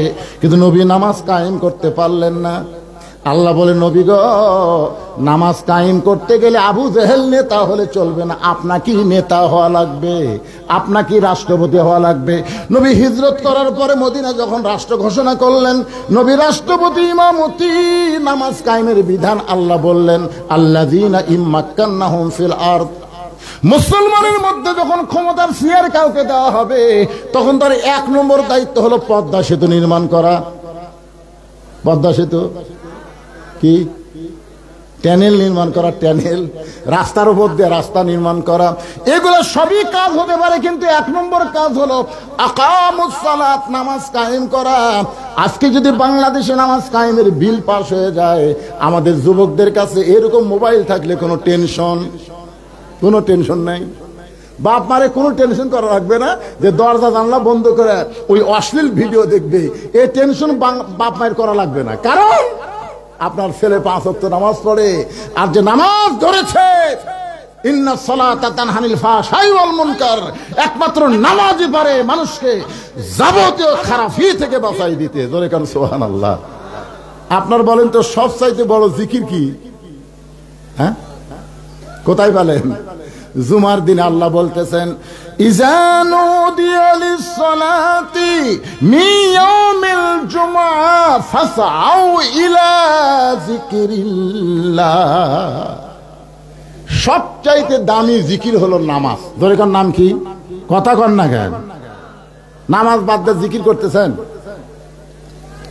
একটু মনোযোগ দিবেন। নবী মক্কায় নামাজ কায়েম করলেন। নামাজ যখন কায়েম করবেন তখন আযান দেওয়া লাগবে। এই আযানটা দিবে কে? আল্লাহ রাসূল বললেন, যিনি মুয়াজ্জিন হবেন হাসরের ময়দানে তার মাথা সবচাইতে উপরে থাকবে। শুধু মাথা উপরে থাকবে না, আল্লাহ কুদরতি হাত দিয়ে তার মাথায় এমন একটা টুপি পরায় দিবে যে টুপি পূর্ণিমার চাঁদের মতন আলো দিবে। খালি সুবহানাল্লাহ খান। মুয়াজ্জিন হবার কেউ চায়? বাংলাদেশের সবচাইতে দুর্বল অসহায়ের চাকরি হলো আযান দেওয়া। কথা কয় না। আর যখন কোরআন দিয়ে বাংলাদেশ চলবে তখন মুয়াজ্জিনকে সবচাইতে সম্মান দেওয়া হবে। সুবহানাল্লাহ খান। কারণ আল্লাহ কোরআনে বললেন, ওয়ামান আহসানু কাওলাম মিম্মান দাআ ইলাল্লাহ ওয়া আমিলা সালিহান ওয়া ক্বালা ইন্নানী মিনাল মুসলিমিন। আল্লাহু আকবার। আপনার বলেন তো এই আয়াতের সাথে মুয়াজ্জিনের মিল আছে না নাই? আপনারা আয়াতটা শাব্দিক অর্থ জানেন? ওই ব্যক্তির চাইতে উত্তম কোন ব্যক্তি নাই যে ব্যক্তি মানুষকে আল্লাহ রাস্তায় আযান দেয়, আল্লাহ রাস্তায় দাওয়াত দেয়। আপনারা বলেন সবচাইতে দামি দাওয়াতের নাম কি? কেবল আযান দেওয়া কর পারেন না। সবচাইতে দামি দাওয়াতের নাম কি? আযান দেওয়া। ও আমিলা সালিহান। এরপরে বলতে দেখেন আযান দেয় না, দাওয়াত দেয় না, নিজে নেক আমল করে। আপনারা বলেন তো মুয়াজ্জিন সাহেব আযান দিয়ে নামাজ পড়ে না, এরকম মুয়াজ্জিন আছে? আছে? আযান দিয়ে নামাজ পড়ে না এরকম মুয়াজ্জিন আছে? আমার এলাকার এক মুয়াজ্জিন ধরা পড়ছে। কিভাবে ধরা পড়লো? ও ফজরের আযান দিয়া তারপরে গোসল করে। এরা কতগুলো হলো টাটকা একটা মুসল্লি। টাটকা বোঝেন না? আগে তো শালা সুদের ব্যবসা করতো, এখন হজ করবার তওবা তাসির করে সব ভালো হয়ে বাড়িতে এসে নামাজের সময় না হতেই মসজিদে যায়। যাই যদি 1 মিনিট এই মসজিদ মাস গেলে 5,000 টাকা বেতন আমি আযান দাও না। এখন ওই আল্লাহর ভয় বাদ দেয়, ওরই ভয়ে টাইমলে আযান দেয়। ওই ফজরের নামাজ পড়বার আযানের আগেই যায়, যাই দেখে মুয়াজ্জিন সাহেব আযান দিছে, আযান দিয়ে গোসল করতেছে। পরের দিন আবার দেখছে আযান দিয়া গোসল করে। তৃতীয় দিন দেখছে আযান দিয়া গোসল করে। ওই তো খেপে গেছে, কে রে আযান দিয়া গোসল করে? তার মানে কি মুয়াজ্জিন? যাই হোক, যখন ফজরের নামাজ শেষ তখন লাভ ধরে বলতেছে জরুরি এলান। ওই বুড়া জরুরি এলান। সমস্ত মুসল্লি কয় কি এলান? বলে মুয়াজ্জিন সাহেবকে আমি 3 দিন দেখছি ফজরে আযান দিয়া তারপরে গোসল করে। আপনারা বলেন নাফাক অবস্থা আযান দিয়ে তারপরে গোসল করলে ওই আযানের বরকত হবে? সমস্ত মুসল্লি কয় আমরা তো আর জানি না। তোরা তো পরে আসিস, আযানের পরে আসিস, আর আমি আযানের আগে আসি। আপনারা বলেন তো আযানের আগে মুয়াজ্জিন ছাড়া অন্য কেউ আসা চলবে? চলবে? যদি আপনি কিয়ামত পর্যন্ত হায়াত পান আর আযানের আগে এসে যদি মসজিদে ঢোকেন, মসজিদ ঢোকার একটা সওয়াব আপনি পাবেন না। কারণ আযান দেওয়ার পরে মসজিদে যে যত আগে ঢুকবে আল্লাহ তার আমলনামায় তত বেশি সওয়াব দিবে। ধরে কারণ সুবহানাল্লাহ। এটা আযানের আগে না পরে? আযানের পরে। আগে কিন্তু শুধু মুয়াজ্জিন আসবে, ইল্লা মুয়াজ্জিন। সবাই ধরে বলছে মুয়াজ্জিন সাহেব আপনি ওয়াকাম করেন, ফজর আযান দিয়ে গোসল করেন, কোন তো এটা কেমন কথা? মুয়াজ্জিন বলতেছে আমি আমার আল্লাহ ছাড়া দুনিয়ার কাউকে বলতে চাচ্ছিলাম না, কিন্তু আপনারা যখন জোর করে ধরছেন তাহলে শোনেন, আপনার মাস গেলে আমাকে বেতন কত দেন? মাস গেলে আপনাকে তো ঠকাই না মুয়াজ্জিন সাহেব, 6,000 দেই। আমার বাড়ির পাশে একজন কাম করে, দিনে 500 পাইলে মাসে কত হয়? 15,000 হয়। সারা হাজরা খাটে 15,000 টাকা মাস কামাই করে, আর আমি 5 ওয়াক্ত আযান দিয়ে আমাকে 6,000 দেন। আপনারা কোন আমার সংসার চলবে? সব জিনিসের দাম বেড়ে গেছে। সবাই বলছে আরে মিয়া তুমি আযান দিয়ে গোসল করো, এটা শুনবার চাই। আপনি কি শোনাও? আগে শোনেন। আপনারা বলেন 6,000 দিয়ে আমার সংসার চলবে? এ সব কিছুর দাম বেশি। এশার নামাজ পড়ার পরে আমি হাজরা খাটতে যাই, আপনারা ঘুমাবার যান। আর ওই যে 3 মাথার যে গুদাম আছে, ওই গুদামের আমি কুলি এশার নামাজের পরে ট্রাক থেকে লোড হয়, ওই বস্তাগুলো আমি সব গুদামের মধ্যে তুলি। এই বস্তা কাঁধে নিয়ে গুদামে তুলতে গিয়ে আমার গোটা গাও ঘামে, গায়ের মধ্যে ময়লা পড়ে, আমি পবিত্র থাকি, কিন্তু শরীর ময়লা হওয়ার কারণে এই শালা বুড়ের জন্য আগে আমাকে আজান দিয়ে তারপরে গোসল করা লাগে। কারণ 1 মিনিট দেরি হলে তার ফতোয়াবাজি শুরু হবে।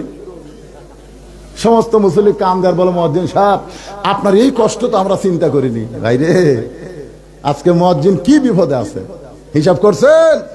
আপনার মতো মানুষকে যদি 10,000 টাকা মাছ দেওয়া হয়, তাহলে ফজরের আজান দিব, 5 ওয়াক্ত লাগবে না, ফজরের আজান দিব, তাই পারবেন না।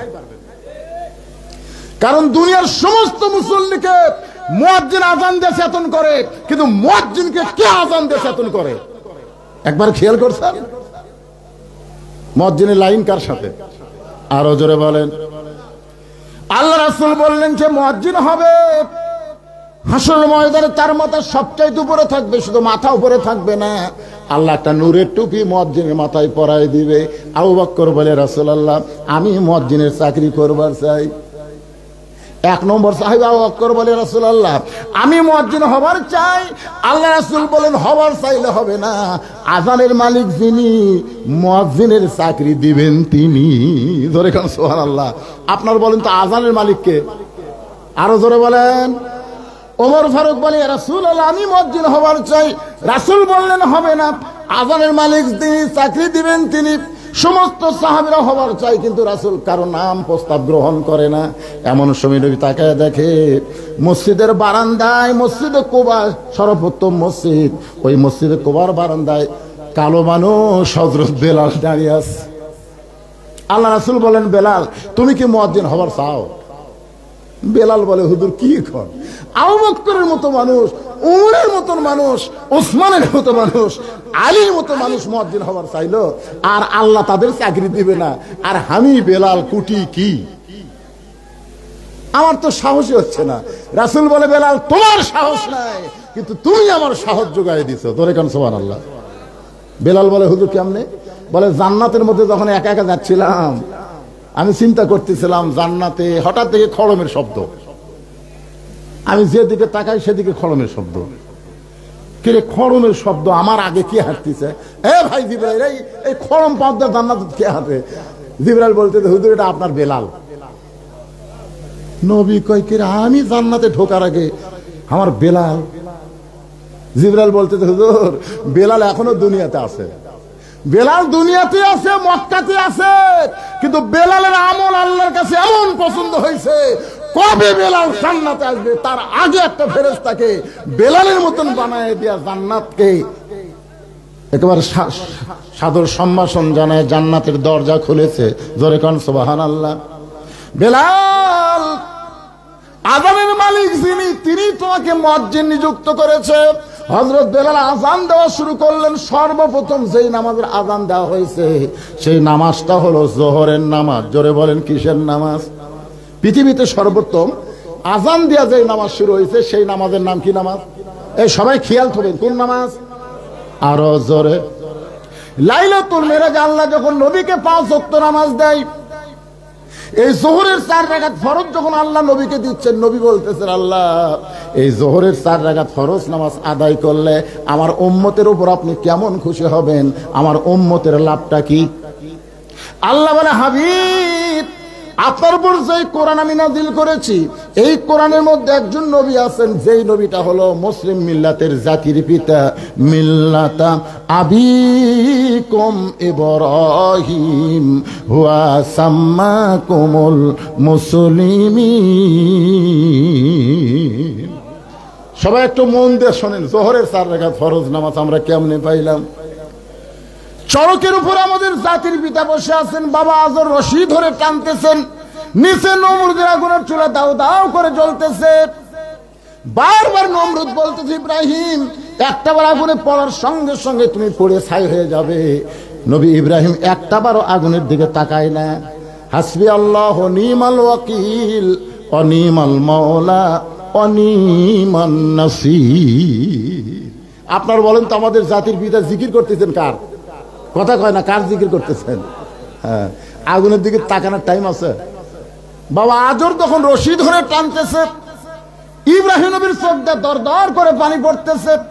ফেরেশতা জিবরাইল বলে, ইয়া রাসূলুল্লাহ, আল্লাহর নবী, আপনার বাবা রশি ধরে টানতেছে আর আপনি কাঁদতেছেন আগুনে পড়ার ভয়ে, আগুনে পড়ে যাবেন সেই চিন্তায়।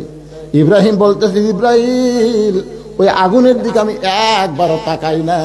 আমার ঈমান বলতেছে নমরুদ আগুনের চুলা জ্বলাবার পারে, কিন্তু আগুনের ভিতরে পোড়ানোর ক্ষমতা কার হাতে? জোরে বলেন, সমস্ত ক্ষমতা কার হাতে? সূরা মুলকের প্রথমেই যদি পড়েন তাহলে পাবেন, তাবারাকাল্লাযী বিয়াদিহিল মুলকু ওয়া হুয়া আলা কুল্লি শাইইন কাদির। সমস্ত ক্ষমতার মালিক কে? তো জিবরাইল বলে, তাহলে কাঁদতেছেন কেন? ইব্রাহিম বলে, কান্দার কারণ হলো পৃথিবীতে সন্তান যখন বিপদে পড়ে, সেই সন্তানকে বিপদ থেকে বাঁচাবার আসে কে? কথা কয় না। বাবা বাঁচাবার আসে না? বাবা মা বাঁচাবার আসে কিনা? কিন্তু ভাগ্যগুণে এমন একটা বাবা পাইলাম, যেই বাবা আগুনে ফেলে দেওয়ার জন্য রশি টানতেছে। আমার মতন দুর্ভাগ্য সন্তান কেউ নাই। আমি বাবার কাছে বাঁচার আশা করা তো দূরের কথা, বাবাই আমাকে ফেলে দেওয়ার জন্য কাঁদতেছে। বাবা আমাকে ফেলে দেওয়ার জন্য রশি টানতেছে। জিবরাইল বলতেছে, ওগো আল্লাহর নবী, তাহলে আপনার মন কি খুবই খারাপ? ইব্রাহিম বলতেছে, আমার জন্য আমার মন খারাপ না। পৃথিবীতে এমন অনেক বাবা হবে যারা সন্তানের দুনিয়া ভালো চাবে কিন্তু আখিরাত ভালো চাবে না। এরকম খারাপ বাবা দুনিয়াতে আছে না নাই? দুনিয়া ভালো চাই, দুনিয়াতে আমার ছেলের বাড়ি হোক, গাড়ি হোক, সহায় সম্পত্তি হোক। অনেক বাবা আছে সন্তান দুনিয়াতে সুখে থাক, কিন্তু মরে গেলে জাহান্নামে যাক, এইটা কোনো বাবা চিন্তা করে না। আপনারা বলেন তো, আপনার সন্তান মরে গেলে জান্নাতে যাবে না জাহান্নামে যাবে? বাবা হিসাবে আপনার চিন্তা করার দরকার আছে না নাই? আছে? কি চিন্তা করছেন? আল্লাহ রাসূল বলেছেন, 7 বছর বয়স থেকে তোমার সন্তানকে নামাজের তালিম দাও, 10 বছর থেকে উত্তম জিকির নামাজ জোর করে পড়াও। একটু মনোযোগ দেবেন। চরকের টান মারছে জাতির পিতা হযরত ইব্রাহিম, হাসবি আল্লাহ নিমাল ওয়াকিল ও নিমাল মাওলা নিমান নাসির। জিকির করতেছেন কার? ফাযকুরুনি আযকুরুকুম। আল্লাহ বলে, ইব্রাহিম, আগুনের চুলার আগে পড়ার আগে তুমি আমার জিকির করতেছো, তুমি মনে করো না আমি আল্লাহ ভুলে গেলাম। বরং তোমার জন্য ঘোষণা করা হলো, কুলনা ইয়া নারু কুনি বারদাও ওয়া সালামান আলা ইব্রাহিম। ওই আগুনকে শান্তির বাগান পাইয়া ইব্রাহিম নবী শুকরিয়া তান এক নিয়তে 4 রাকাত নামাজ পড়ে। ওই 4 রাকাত নামাজ আল্লাহর এতই ভালো লাগছে, উম্মতে মুহাম্মাদের জন্য যোহরের 4 রাকাত ফরজ হিসাবে দিয়ে দিচ্ছে। আমরা যখন যোহরের 4 রাকাত ফরজ নামাজ জামাতের সঙ্গে আদায় করব, ইব্রাহিম নবীর সমপরিমাণ সওয়াব আল্লাহ আমাদেরকে দান করে দিবে। সবাই সুবহানাল্লাহ বলেন না? আপনারা কি নামাজের পক্ষে না বিপক্ষে? আরে যোহরের নামাজ জামাতে আদায় করলে ইব্রাহিম নবীর সমপরিমাণ সওয়াব পাওয়া যাবে। সর্বপ্রথম যেই নামাজ আযান, সেই নামাজ হলো যোহরের নামাজ। আযান দিচ্ছেন হযরত বেলাল। ধরে বলেন কে? আযান দেওয়ার পরে যারা আওয়ামী লীগ করে, বিএনপি করে, জাতীয় পার্টি করে, জামাত করে, এই সব দলের মধ্যে যারা নামাজ পড়ে, সব দলের লোকেরা নামাজ পড়ে কি পড়ে না? কম পড়ুক আর বেশি পড়ুক, পড়ে তো রে ভাই। আওয়ামী লীগ মানে সবাই খারাপ তা কিন্তু না। সবাই খারাপ? সবাই তো খারাপ না। আওয়ামী লীগের মধ্যে অনেক হাজি আছে, নামাজি আছে। তো এখন আওয়ামী লীগ যদি কোনোদিন বলে যে কেন আমরা সরকারি দল, আমাদের দল ক্ষমতা আছে, আমাদের মসজিদ আলাদা হওয়া দরকার। আপনাদের এই বাইকোলা এলাকায় আশেপাশে আওয়ামী লীগের কোন মসজিদ আছে? নাই। বিএনপি আছে? কেবলে কথা কন না কেন? জামাত ইসলামের কোন আলাদা মসজিদ আছে? পীর মুরিদের কোন আলাদা মসজিদ আছে? তার মানে আযান দেওয়ার সাথে সাথে সমস্ত মুসলমান সব দল ভুলে এক দল হয়ে মসজিদের মধ্যে ঢোকে। ধরে কোন কথা ঠিক কি না? আপনারা কি কোনোদিন দেখছেন যে আওয়ামী লীগ সামনে কাতার? দেখছেন? কালোর কাছে কোনো ফর্সা মানুষ দাঁড়ালে ফর্সা ঘুতে মারা দেখছেন? এই তুই কালো, আমার কাছে দাঁড়ালি কেন? ধনীর কাছে কোনো গরিব যদি দাঁড়ায়, ধনী কোনোদিন ঘুতে মারা দেখছেন? এই তুই একটা ফকির হয়ে আমার কাছে দাঁড়ালি কেন? আপনারা কোনদিন দেখছেন? কি দেখছেন? ছোট বড় ধনী গরিব ফর্সা কালো সবাই এক কাতার হয়ে নামাজ পড়ে। এটাই হলো জামাতে নামাজ পড়ার প্রথম শর্ত। কোনো ভেদাভেদ থাকবে না, প্রত্যেকটা মুসলমান ভাই ভাই। জোরে কোন কথা ঠিক কিনা? একলা একলা নামাজ পড়লে মুনাফিকি কেন হয় জানেন? একলা একলা নামাজ পড়লে আপনার মধ্যে মুনাফিকি কেন আসবে? কারণ আপনি অহংকারী হয়ে যাবেন, আপনি সাধারণ মানুষকে আর পছন্দই করবেন না। কিন্তু যখন জামাতে নামাজ পড়বেন তখন দেখবেন আপনার মধ্যে আর মুনাফিকি থাকবে না। বিশেষ করে 2 ওয়াক্ত নামাজ তো জামাত ছাড়াই যাবেন। একটা হলো ফজরের নামাজ আর একটা হলো ইশার নামাজ। আজকে ওয়াজ শোনার পরে আপনারা ফজর জামাতে পড়বেন? সবাই কথা বলতেছে না। আমির হামজার ওয়াজের দাম বেশি না ফজরের নামাজ জামাতে আদায় করার দাম বেশি? কোনটার দাম বেশি? হ্যাঁ, এই জন্য শোনেন, নামাজের গুরুত্ব দিবেন ভাই। ফজর এবং ইশার নামাজ জামাতে আদায় করা ছাড়া মরদ মানুষের কোনো উপায় নাই। ধরে কোন কথা ঠিক কিনা? হ্যাঁ, অন্য 3 ওয়াক্ত যাই হোক, যদি জামাত মিসও যায় আপনি একলা পড়লে তাও চলবে, কিন্তু এই 2 ওয়াক্ত জামাত ছাড়া পড়লে আপনি মুনাফিক হয়ে যাবেন, নামাজ পড়ার পরেও মুনাফিক। একটা হলো ফজরের নামাজ আর একটা হলো ইশার নামাজ। একটু মনোযোগ দিয়ে শুনবেন। হযরত বেলাল যেই মাত্র আযান দিছে সঙ্গে সঙ্গে মদিনার মুসলমান পুরুষগুলো মসজিদকে লক্ষ্য করে রওনা দিয়েছে। নামাজ কায়েম হয়ে গেছে, বুঝলেন? এদিকে আবু জেহেল মক্কা থেকে চিন্তা করতেছে, কে রে গভীর রাত্রে তাকে হত্যা করার জন্য বাড়ি ঘেরাও করলাম, আমাদের চোখ ধুলে দিয়ে সে আব্দুল্লাহর বেটা মদিনাত গেল, কি করতেছে? এখন হাসিনা ভারতে গিয়ে কি করতেছে এটা আমাদের দেখার টাইম নাই। আমাকে ডক্টর ইউনূস এখন কি করতেছে সেটা দেখা লাগবে। জোরে কোন কথা ঠিক কিনা? হ্যাঁ। আবার যদি আপনার বলেন আগেই ভালো আছিলাম রে, আগেই ভালো আছিলাম, এইরকম যারা চিন্তা করতেছে এদের নাম হলো আফসোস লীগ। জোরে কোন কি লীগ? দেখছেন, আবু জেহেল আফসোস করতেছে, যাকে হত্যা করার জন্য বাড়ি ঘেরাও করলাম আমাদের চোখে ধুলে দিয়ে সে মদিনাত যা কি করে রে। নবী মদিনাত আসার পরে একবারও চিন্তা করেনি আবু জেহেল মক্কাত কি করে রে। নবী ওই দিকে চিন্তা করেনি, কিন্তু আবু জেহেলের চিন্তা মুসলমানের নবী মদিনাত কি করে, আমরা মুসলমানেরা কি করি, এইটা কিন্তু ইহুদি খ্রিস্টানেরা সব সময় চিন্তা করতেছে। ধরে কোন কথা ঠিক কিনা? কারণ ইহুদি খ্রিস্টান হিন্দুরা জানে গোটা পৃথিবীর রাজত্ব আল্লাহ এক সময় মুসলমানের হাতে দিয়ে দিবে। ধরে কোন সুবহানাল্লাহ। এটা যত তাড়াতাড়ি মুসলমানেরা পাবে তত তাড়াতাড়ি হিন্দু বৌদ্ধ খ্রিস্টানেরা ধ্বংস হবে। ওরা চাচ্ছে না যে আমরা তাড়াতাড়ি পাই, কিন্তু আমরা যে পাবো এ ব্যাপারে কি আপনাদের সন্দেহ আছে? এ ভারতের সাথে একটা যুদ্ধ হবে, সে যুদ্ধের কথা হাদিস আছে না নাই? কি গাজওয়াতুল হিন্দ। হিন্দু মোরা পাটকাঠি হবি রে, ভগবান খুঁজে পাবি না। তবে আমাকেও রক্ত যাবে। ধরে কোন ঠিক কিনা? তা আমাকে রক্ত তো ব্যথা যাবে না ভাই জান। গাজওয়াতুল হিন্দ যুদ্ধে যারা শহীদ হবে আল্লাহ তাদেরকে বদরের শহীদের মর্যাদা দিবে। ধরে কোন সুবহানাল্লাহ। এইরকম মর্যাদা যখন আল্লাহ দিবে আমাকে কোনো চিন্তা আছে? জীবন দিয়ে আল্লাহর ইসলামকে আমরা রক্ষা করার চেষ্টা করব, আমরা কোরআনকে হেফাজত করার চেষ্টা করব। জোরে বলেন ঠিক কিনা? কারা কারা জীবন দিয়ে প্রয়োজন হলে আল্লাহর কোরআনকে হেফাজত করবেন, ইসলামকে হেফাজত করবেন? এই গভীর রাতে 2 হাত তুলে আমার আল্লাহর একটু দেখা। লিল্লাহে তাকবীর। আল্লাহ আল্লাহ। এই তাহাজ্জুদের সময় হাতগুলো কবুল করো আল্লাহ। আর মিডিয়ার মাধ্যমে তোমরা দেখায় দাও ভারত এই ভগবানের জাত। তাকায় দেখ, বাংলার মুসলমান যদি খেপা যায় পালার কোনো রাস্তা থাকবে না। জোরে কোন কথা ঠিক কিনা? হাত নামান। আপনি জানেন, আপনারা জানেন ভারতের মধ্যেই এখন ভাঙ্গা শুরু হয়ে গেছে। মোদি বাংলা ভাঙ্গা তো দূরের কথা, নিজের দেশ রক্ষা করলে এখন টেনশন পড়ে গেছে। ওরা তো ডক্টর ইউনূস চিনে না, বোঝেন? হাসিনা চিনে। হাসিনাকে একজন কইছে সাংবাদিক যে এত বড় বিপদে আপনি আছেন, এই বিপদ আপনি কোন দোয়া পড়তেছেন? হাসিনা কথা কয় না। আরে একটা দোয়া তো বিপদের আছে, পড়বার গেলেই তোর নাম মনে আসে। দোয়ার নাম হলো দোয়া ইউনুস। ধরে খান নাম কি?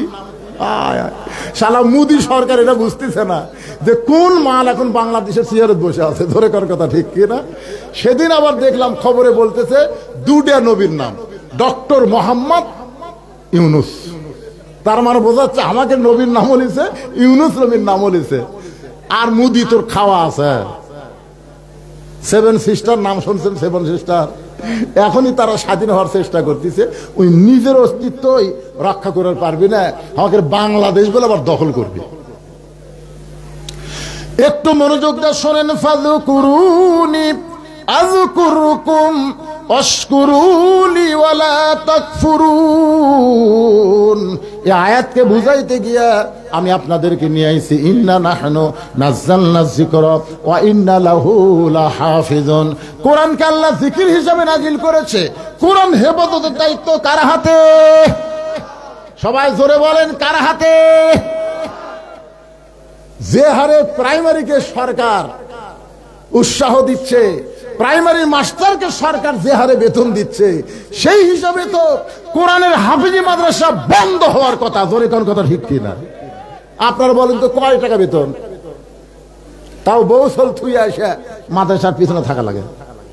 আর প্রাইমারি মাস্টাররা সিগারেট খাতে খাতে আসে, চাকরি শেষে আবার সিগারেট খাতে খাতে যায়, মাস গেলে 50,000 বেতন পায়। চাকরি না করলেও বেতন পায়। ধরে কোন ঠিক কিনা? আর হাফেজি মাদ্রাসার সব সময় ছেলেবেলের পিছনে থাকে। আমার মাদ্রাসার এক ছেলে লুঙ্গি ভরা পায়খানা করছে, এখন ওইটা আমার মাদ্রাসার হুজুর পরিষ্কার করে দিচ্ছে। আমি বললাম কি বিপদ রে ভাই, এক বাইট দিয়ে পাঠান, এত শ্রমিক ভর্তি করছেন কেন? হুজুর এরকম কষ্ট না করলে এরা কোরআনের হাফেজ কেমনে হবে? দেখছেন মাস গেলে 9,000 টাকা বেতন পায়। এত কষ্ট করেছে, এই কারণে আল্লাহ কোরআন হেফাজতের দায়িত্ব নিয়েছে। ধরে কোন কথা ঠিক কিনা? কারণ কোরআনের পক্ষের মানুষ যারা দুনিয়া নিয়ে চিন্তা করবে না, তারা কোরআনকে মহব্বত করে কোরআনের জন্য তারা নিজের জীবনকে উৎসর্গ করে দিবে। ধরে কোন কথা ঠিক কিনা? ভাইজান একটু খেয়াল করবেন, এই কোরআনকে আল্লাহ কেমনে হেফাজত করলেন সেটা বোঝানোর জন্য বলতেছি। এখন আবু জেহেল মক্কা থেকে 2 জনকে পাঠায় দিচ্ছে, 2 জনকে মদিনাত পাঠায় দিচ্ছে। যাও তো মদিনায় আব্দুল্লাহর এতিম পোলা গভীর রাত্রে পালায় যায়, মদিনাত কি করতেছে একটু দেখে আসো, দেখে আসো। আমাকে বাংলাদেশেও দেখার জন্য পাঠাইছে। এটা হলো কুমিল্লা, আগে কুমিল্লা জেলা ছিল, এখন চাঁদপুর জেলা হচ্ছে। নাম শুনছেন? চাঁদপুর, চাঁদপুর জেলা। ওই চাঁদপুর জেলায় একটা খতিব সাহেব একদিন খুতবার আগে ওয়াজ করতে গিয়ে বলছেন যে মসজিদে ইমামতি করে টাকা নেওয়া জায়েজ নাই। কি করছে? মসজিদে ইমামতি করে টাকা নেওয়া জায়েজ নাই। না না, এইটা যেই বলছে তখন মুসল্লিরা খুবই খুশি। যাক বারে, আমরা একটা ইমাম পাচ্ছি, টাকা লাগবে না।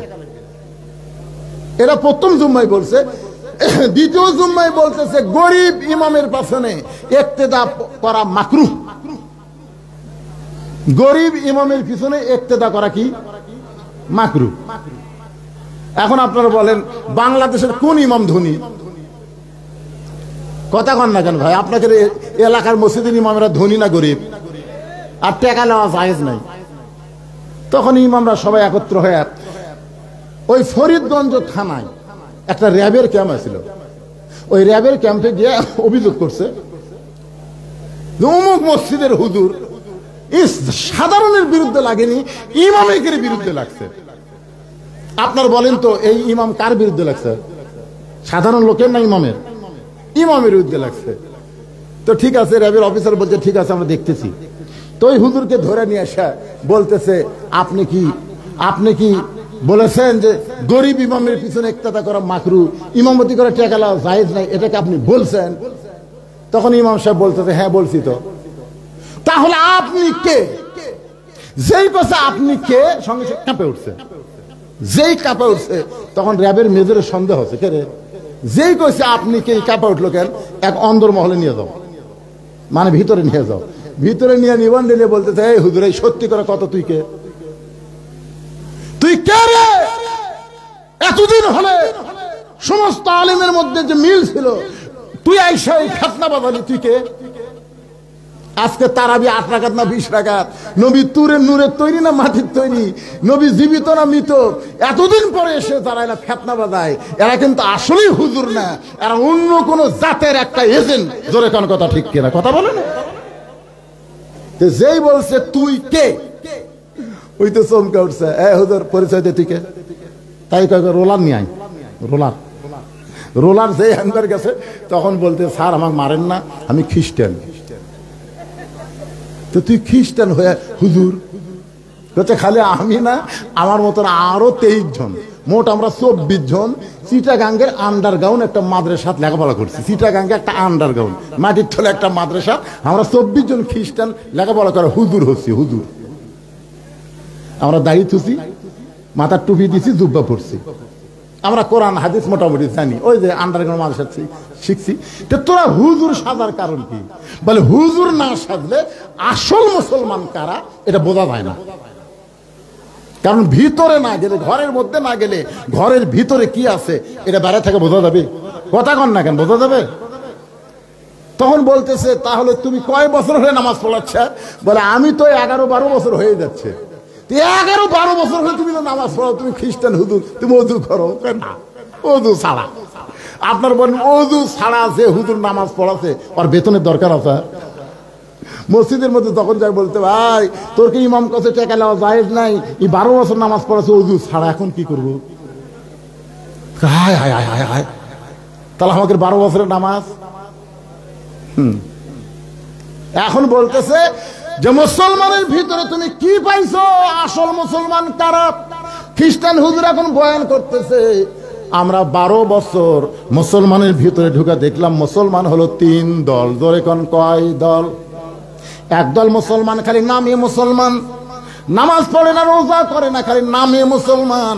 নাম হলো তাসলিমা নাসরিন, নাম হলো আহমদ শরীফ, নাম হলো হুমায়ুন ফরিদি, নাম হলো হুমায়ুন আজাদ, নাম হলো নিজুম মজুমদার। এরকম নামে মুসলমান কিন্তু কামে শয়তান। জোরে কোন কামে কি? নাম মুসলমান, নামাজ পড়ে না।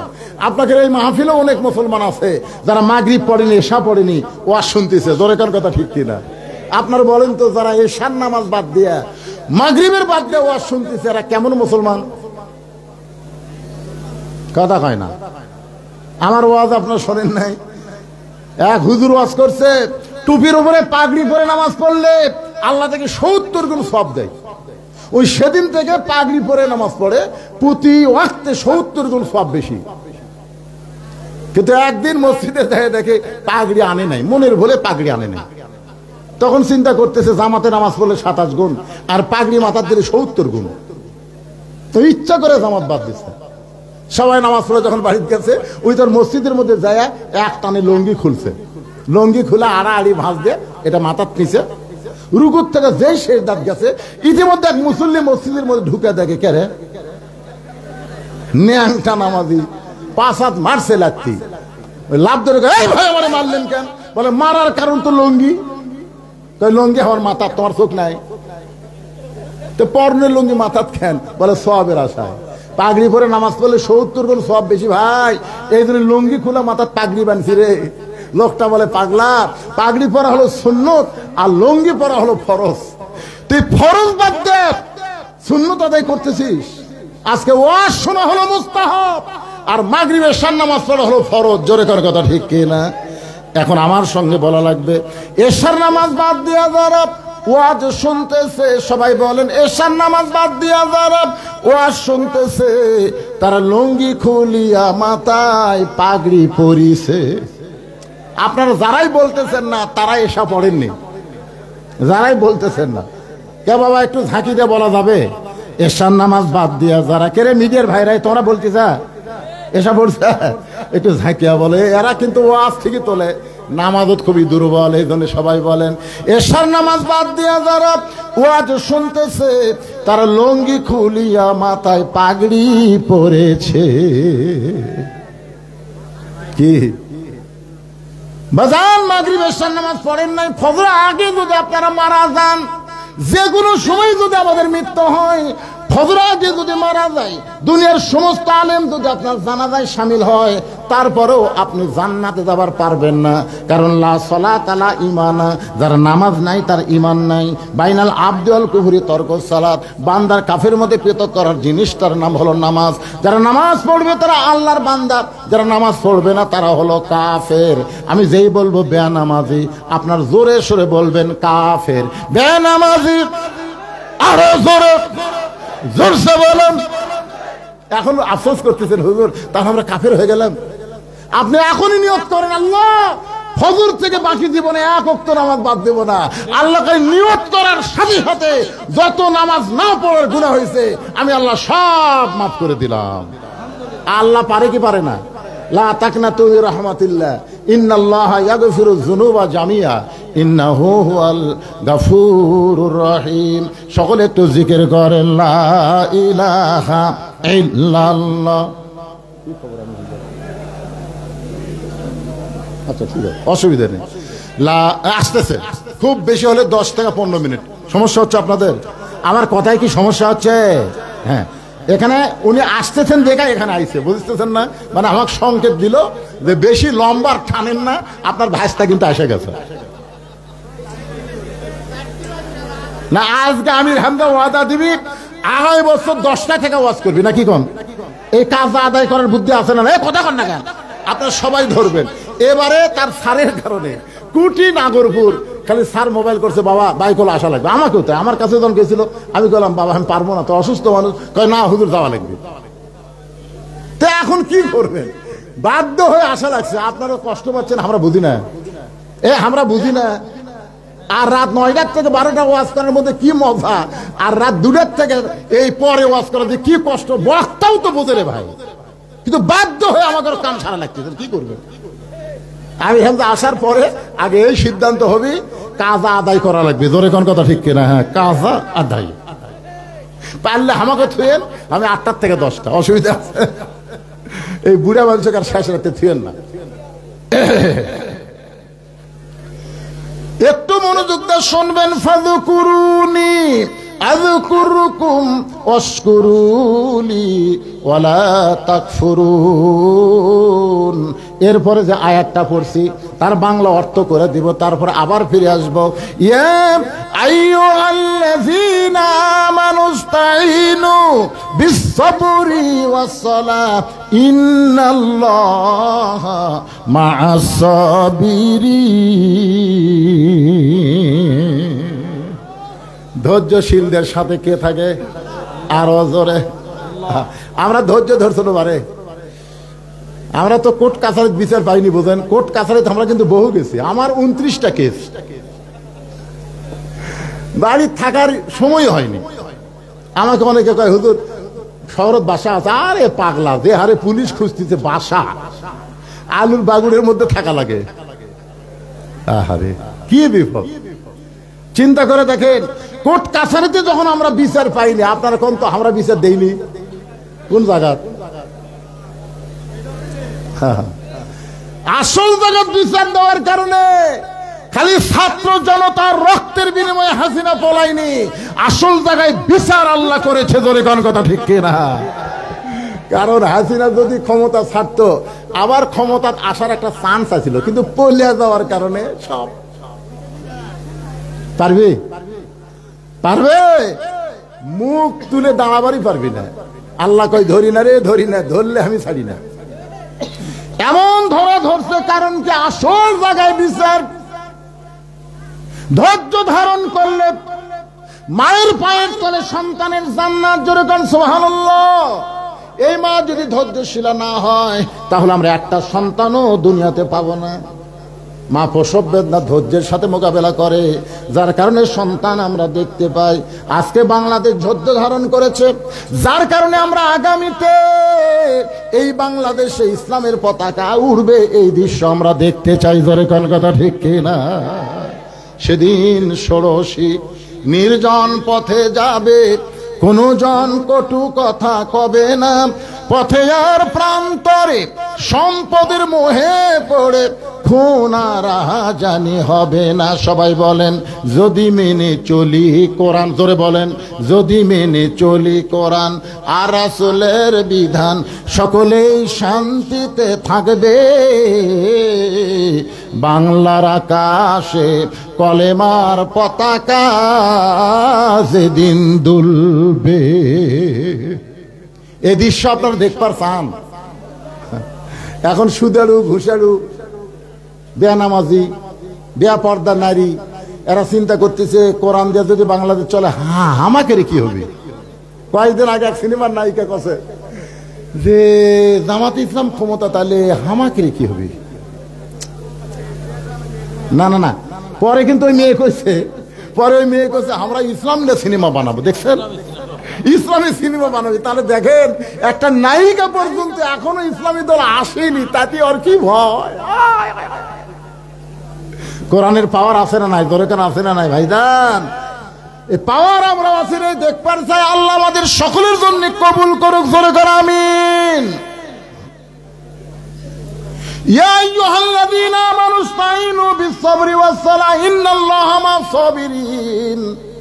রে ইমানদার বান্দারা, যদি কিছু পাবার চাও তাহলে চাইবা কার কাছে? কিসের মাধ্যমে? নামাজের মাধ্যমে আর ধৈর্যের মাধ্যমে। আপনার ধৈর্য ধারণ করেছেন, অবশ্যই আপনারা আমির হামদাকে এখনই টেদের উপর দেখতে পাবেন ইনশা।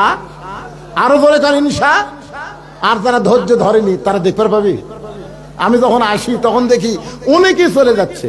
আমার গাড়ি থেকে বলতে যে রে আমির হামদার বদরুল রশিদের কে রে? আমির হামদার আগমন লিল্লাহে তাকবীর। এতক্ষণ পর্যন্ত শুধুমাত্র কোরআনকে সামনে নিয়ে জিকির নিয়ে আমি কথা বলেছি। ভাই বসেন, সময় মতো খেজত আসবে। আমি আপনাদের কাছে এই নবীর এতিম মাদ্রাসার জন্য, হাফিজি মাদ্রাসার জন্য 100টা কোরআন শরীফ চাই। 100টা কোরআন শরীফ ধরে বলেন কয়টা? এক কোরআন শরীফ মাত্র 500 টাকা। যাদের বাপ মা কবরে গেছে, বাপ মা রোহের মাগফিরাতে এই সময় বড় কবুলের সময় বাজান। সর্বোত্তম কোন আল্লাহর বান্দা নবীর এতিম হাফিজি মাদ্রাসায় একটা কোরআন শরীফ বাবদ 500 টাকা দান করবেন। কেউ যদি মনে করে হুজুর আমার বাপ মা দুইজনই কবরে গেছে, আমি বাপ মার জন্য 2টা কোরআন শরীফ 1000 টাকা পকেটে যদি থাকে আল্লাহর ওলির মাদ্রাসায়। আপনারা দাঁড়ালেন কেন? হইচই করলে কাম হবে। বসেন বসেন বসেন। হ্যাঁ হাফেজি না, তিনি তো বললো হাফেজি না, হলো 3টা মাদ্রাসা। এখানে হলো যে এই আচ্ছা আচ্ছা আচ্ছা। আল্লাহর ওলির এই মাদ্রাসার জন্য আপনাদেরকে আমির হামদার টেজে আসার সময় হয়ে গেছে মাত্র 5টা মিনিট। ভাইজান আমি 2খানা হাত বাড়াই দিলাম। যাদের বাপ মা কবরে চলে গেছে, বাপ মা রোহের মাগফিরাতে, দাদা দাদি কবরে চলে গেছে, তাদের রোহের মাগফিরাতে আল্লাহর হস্তে দান করবেন। লিল্লাহে তাকবীর। দাদা দেখেনি তারপরেও দাদার কথা মনে করে এক নাতি 500 টাকা কোরআন শরীফ বাবদ করছে দান। আপনার 500 টাকা দিবেন, একটা কোরআন দানের সওয়াব আল্লাহ বাপ মা আর কবরে দিবে। সর্বোত্তম একজন নাতি দাদার জন্য 500 টাকা কোরআন শরীফ বাবদ করছে দান। আল্লাহ দানকে কবুল করেন, আল্লাহ নেক নিয়ত নেক আশা পুরা করেন। জোরে কোন আমিন। আপনারা বসেন, আশা এই হইচই না করে বসেন। আমি নবীর মাদ্রাসার জন্য, আল্লাহর ওলির প্রতিষ্ঠিত মাদ্রাসার জন্য, অলিকে যারা ভালোবাসেন, মাদ্রাসাকে যারা ভালোবাসেন, আপনাদের কাছে 500 করে টাকা চাইছি। একটা কোরআন শরীফ দান করার সওয়াব আল্লাহ আমল নামায় দিবে। ভিতর থেকে 500 টাকা আপনাকে নাই, 500 1000 যে যা পারেন। লিল্লাহি তাকবীর। ছেলে হাফেজ হয়েছে, বাবা খুশি হয়ে শুকরাতান। কোরআন শরীফ বাবদ 500 টাকা দান করেছে। আমরা দোয়া করব শুধু হাফেজ না, তার ছেলেকে হক্কানি আলেম হিসাবে আল্লাহ কবুল করেন। জোরে বলে আল্লাহুম্মা আমিন। আপনারা কি ব্যাগও তাদের করছেন? ব্যাগে এই মাদ্রাসার তালবে ইলম কোথায়? মাদ্রাসার হিকাঙ্গি যারা ব্যাগ না ভিতরে ঢোকেন, ওই শেষের থেকে মন চাচ্ছে দান করবে, কিন্তু এখানে আসা তার পক্ষে কঠিন হয়ে যাচ্ছে। বড় মাহফিল হলে পিছন দিক থেকে বক্তার কাছে আসা খুবই কঠিন। এই জন্য ব্যাগ নিয়ে, গামছা নিয়ে যে যা পারেন ভিতরে ঢোকেন। এই মাহফিলের হিতাকাঙ্ক্ষী হওয়া লাগবে, মাহফিল কমিটির লোক হওয়া লাগবে, মাদ্রাসার ছাত্র হওয়া লাগবে। আজগবি একজন ঢুকলে চলবে না। হ্যাঁ, ব্যাগ রেডি নাই, এত রাত হয়ে গেছে তো ব্যাগ আলাদা গেল ঘুরে। এই ভিতরে নামেন, পাঞ্জাবি ধরেন, যারকে পাঞ্জাবি আছে এরকম পাঞ্জাবি ধরেন। আল্লাহর আরেকজন বান্দা কোরআন শরীফ বাবদ 500 টাকা দান করেছে, আল্লাহ তার দানকে কবুল করেন। আল্লাহ নেক নিয়ত নেক আশা পুরা কর, আল্লাহুম্মা আমিন। দুনিয়ার একটা নিয়ত করেন, আপনারা একটা নিয়ত করেন। মাশাআল্লাহ, দেখছেন একজন মা আমার চম্পা খাতুন 2300 টাকা এই নবীর মাদ্রাসায় করছে দান। আল্লাহ চম্পা খাতুনের দানকে আল্লাহ আপনি কবুল করেন। হইসই করা লাগবে না।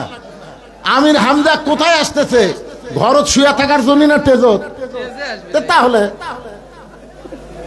হায় হায় পাগলারা, হ্যাঁ এত রাত্রে এসে রেস্টও যাবে না, কারণ তাই একটা বিবেক আছে। এখন বাঁচতেছে 4:30 সময় তেজত যায়, চা খালেও তেজত বসতে খাক, জনগণ তাও শান্ত হোক, আর ঘরত যাওয়ার দরকার নাই।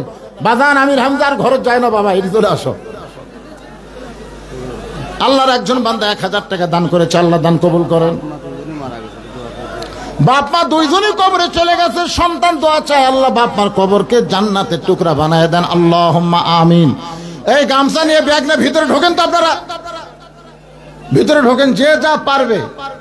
আল্লাহর ওলির প্রতিষ্ঠিত মাদ্রাসায় মহব্বত করে সবাই দান করবে। আপনারা বসেন, আল্লাহর হস্তে বসেন, বসেন বসেন বাবা, বসেন বসেন, সবাই বসেন, সবাই বসেন বসেন। পাও লাগে গেছে, জিকির করেন লা ইলাহা ইল্লাল্লাহ। ব্যাগ নেন, আমার দরকার ছিল, কোথায় নামিনি তো দেখা যায় না। আপনারা কেউ ব্যাগ নেন, উমাল নেন, নামছেন? নামবা মাদ্রাসার কমিটির লোক ভালো লাগবে বাজান, আজকে একজন তুলে আরেক দিকে দৌড় দিবি। হ্যাঁ, এই জন্যে হ্যাঁ ছাওয়াল পাল নামিনি তো, একটাও নামেনি।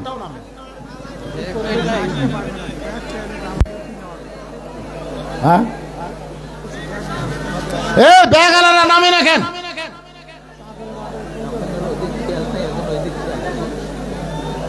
আপনারা বসেন বসেন। লিল্লাহে তাকবীর।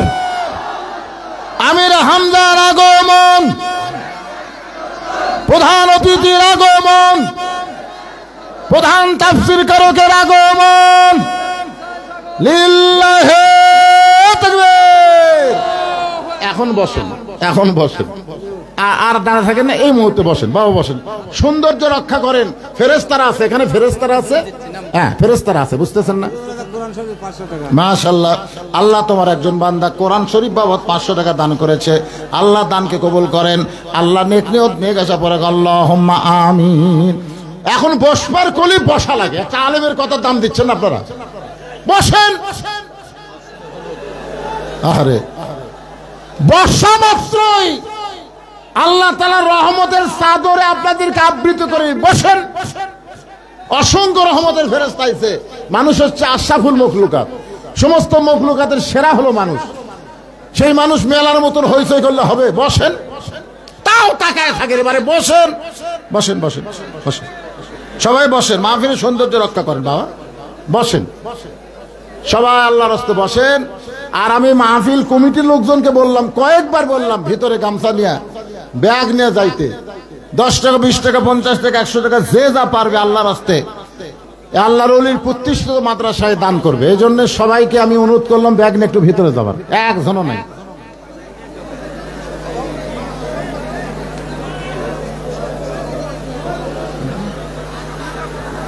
আপনি কিছু বলেন, এখন আপনার ছাত্র আসছে তো,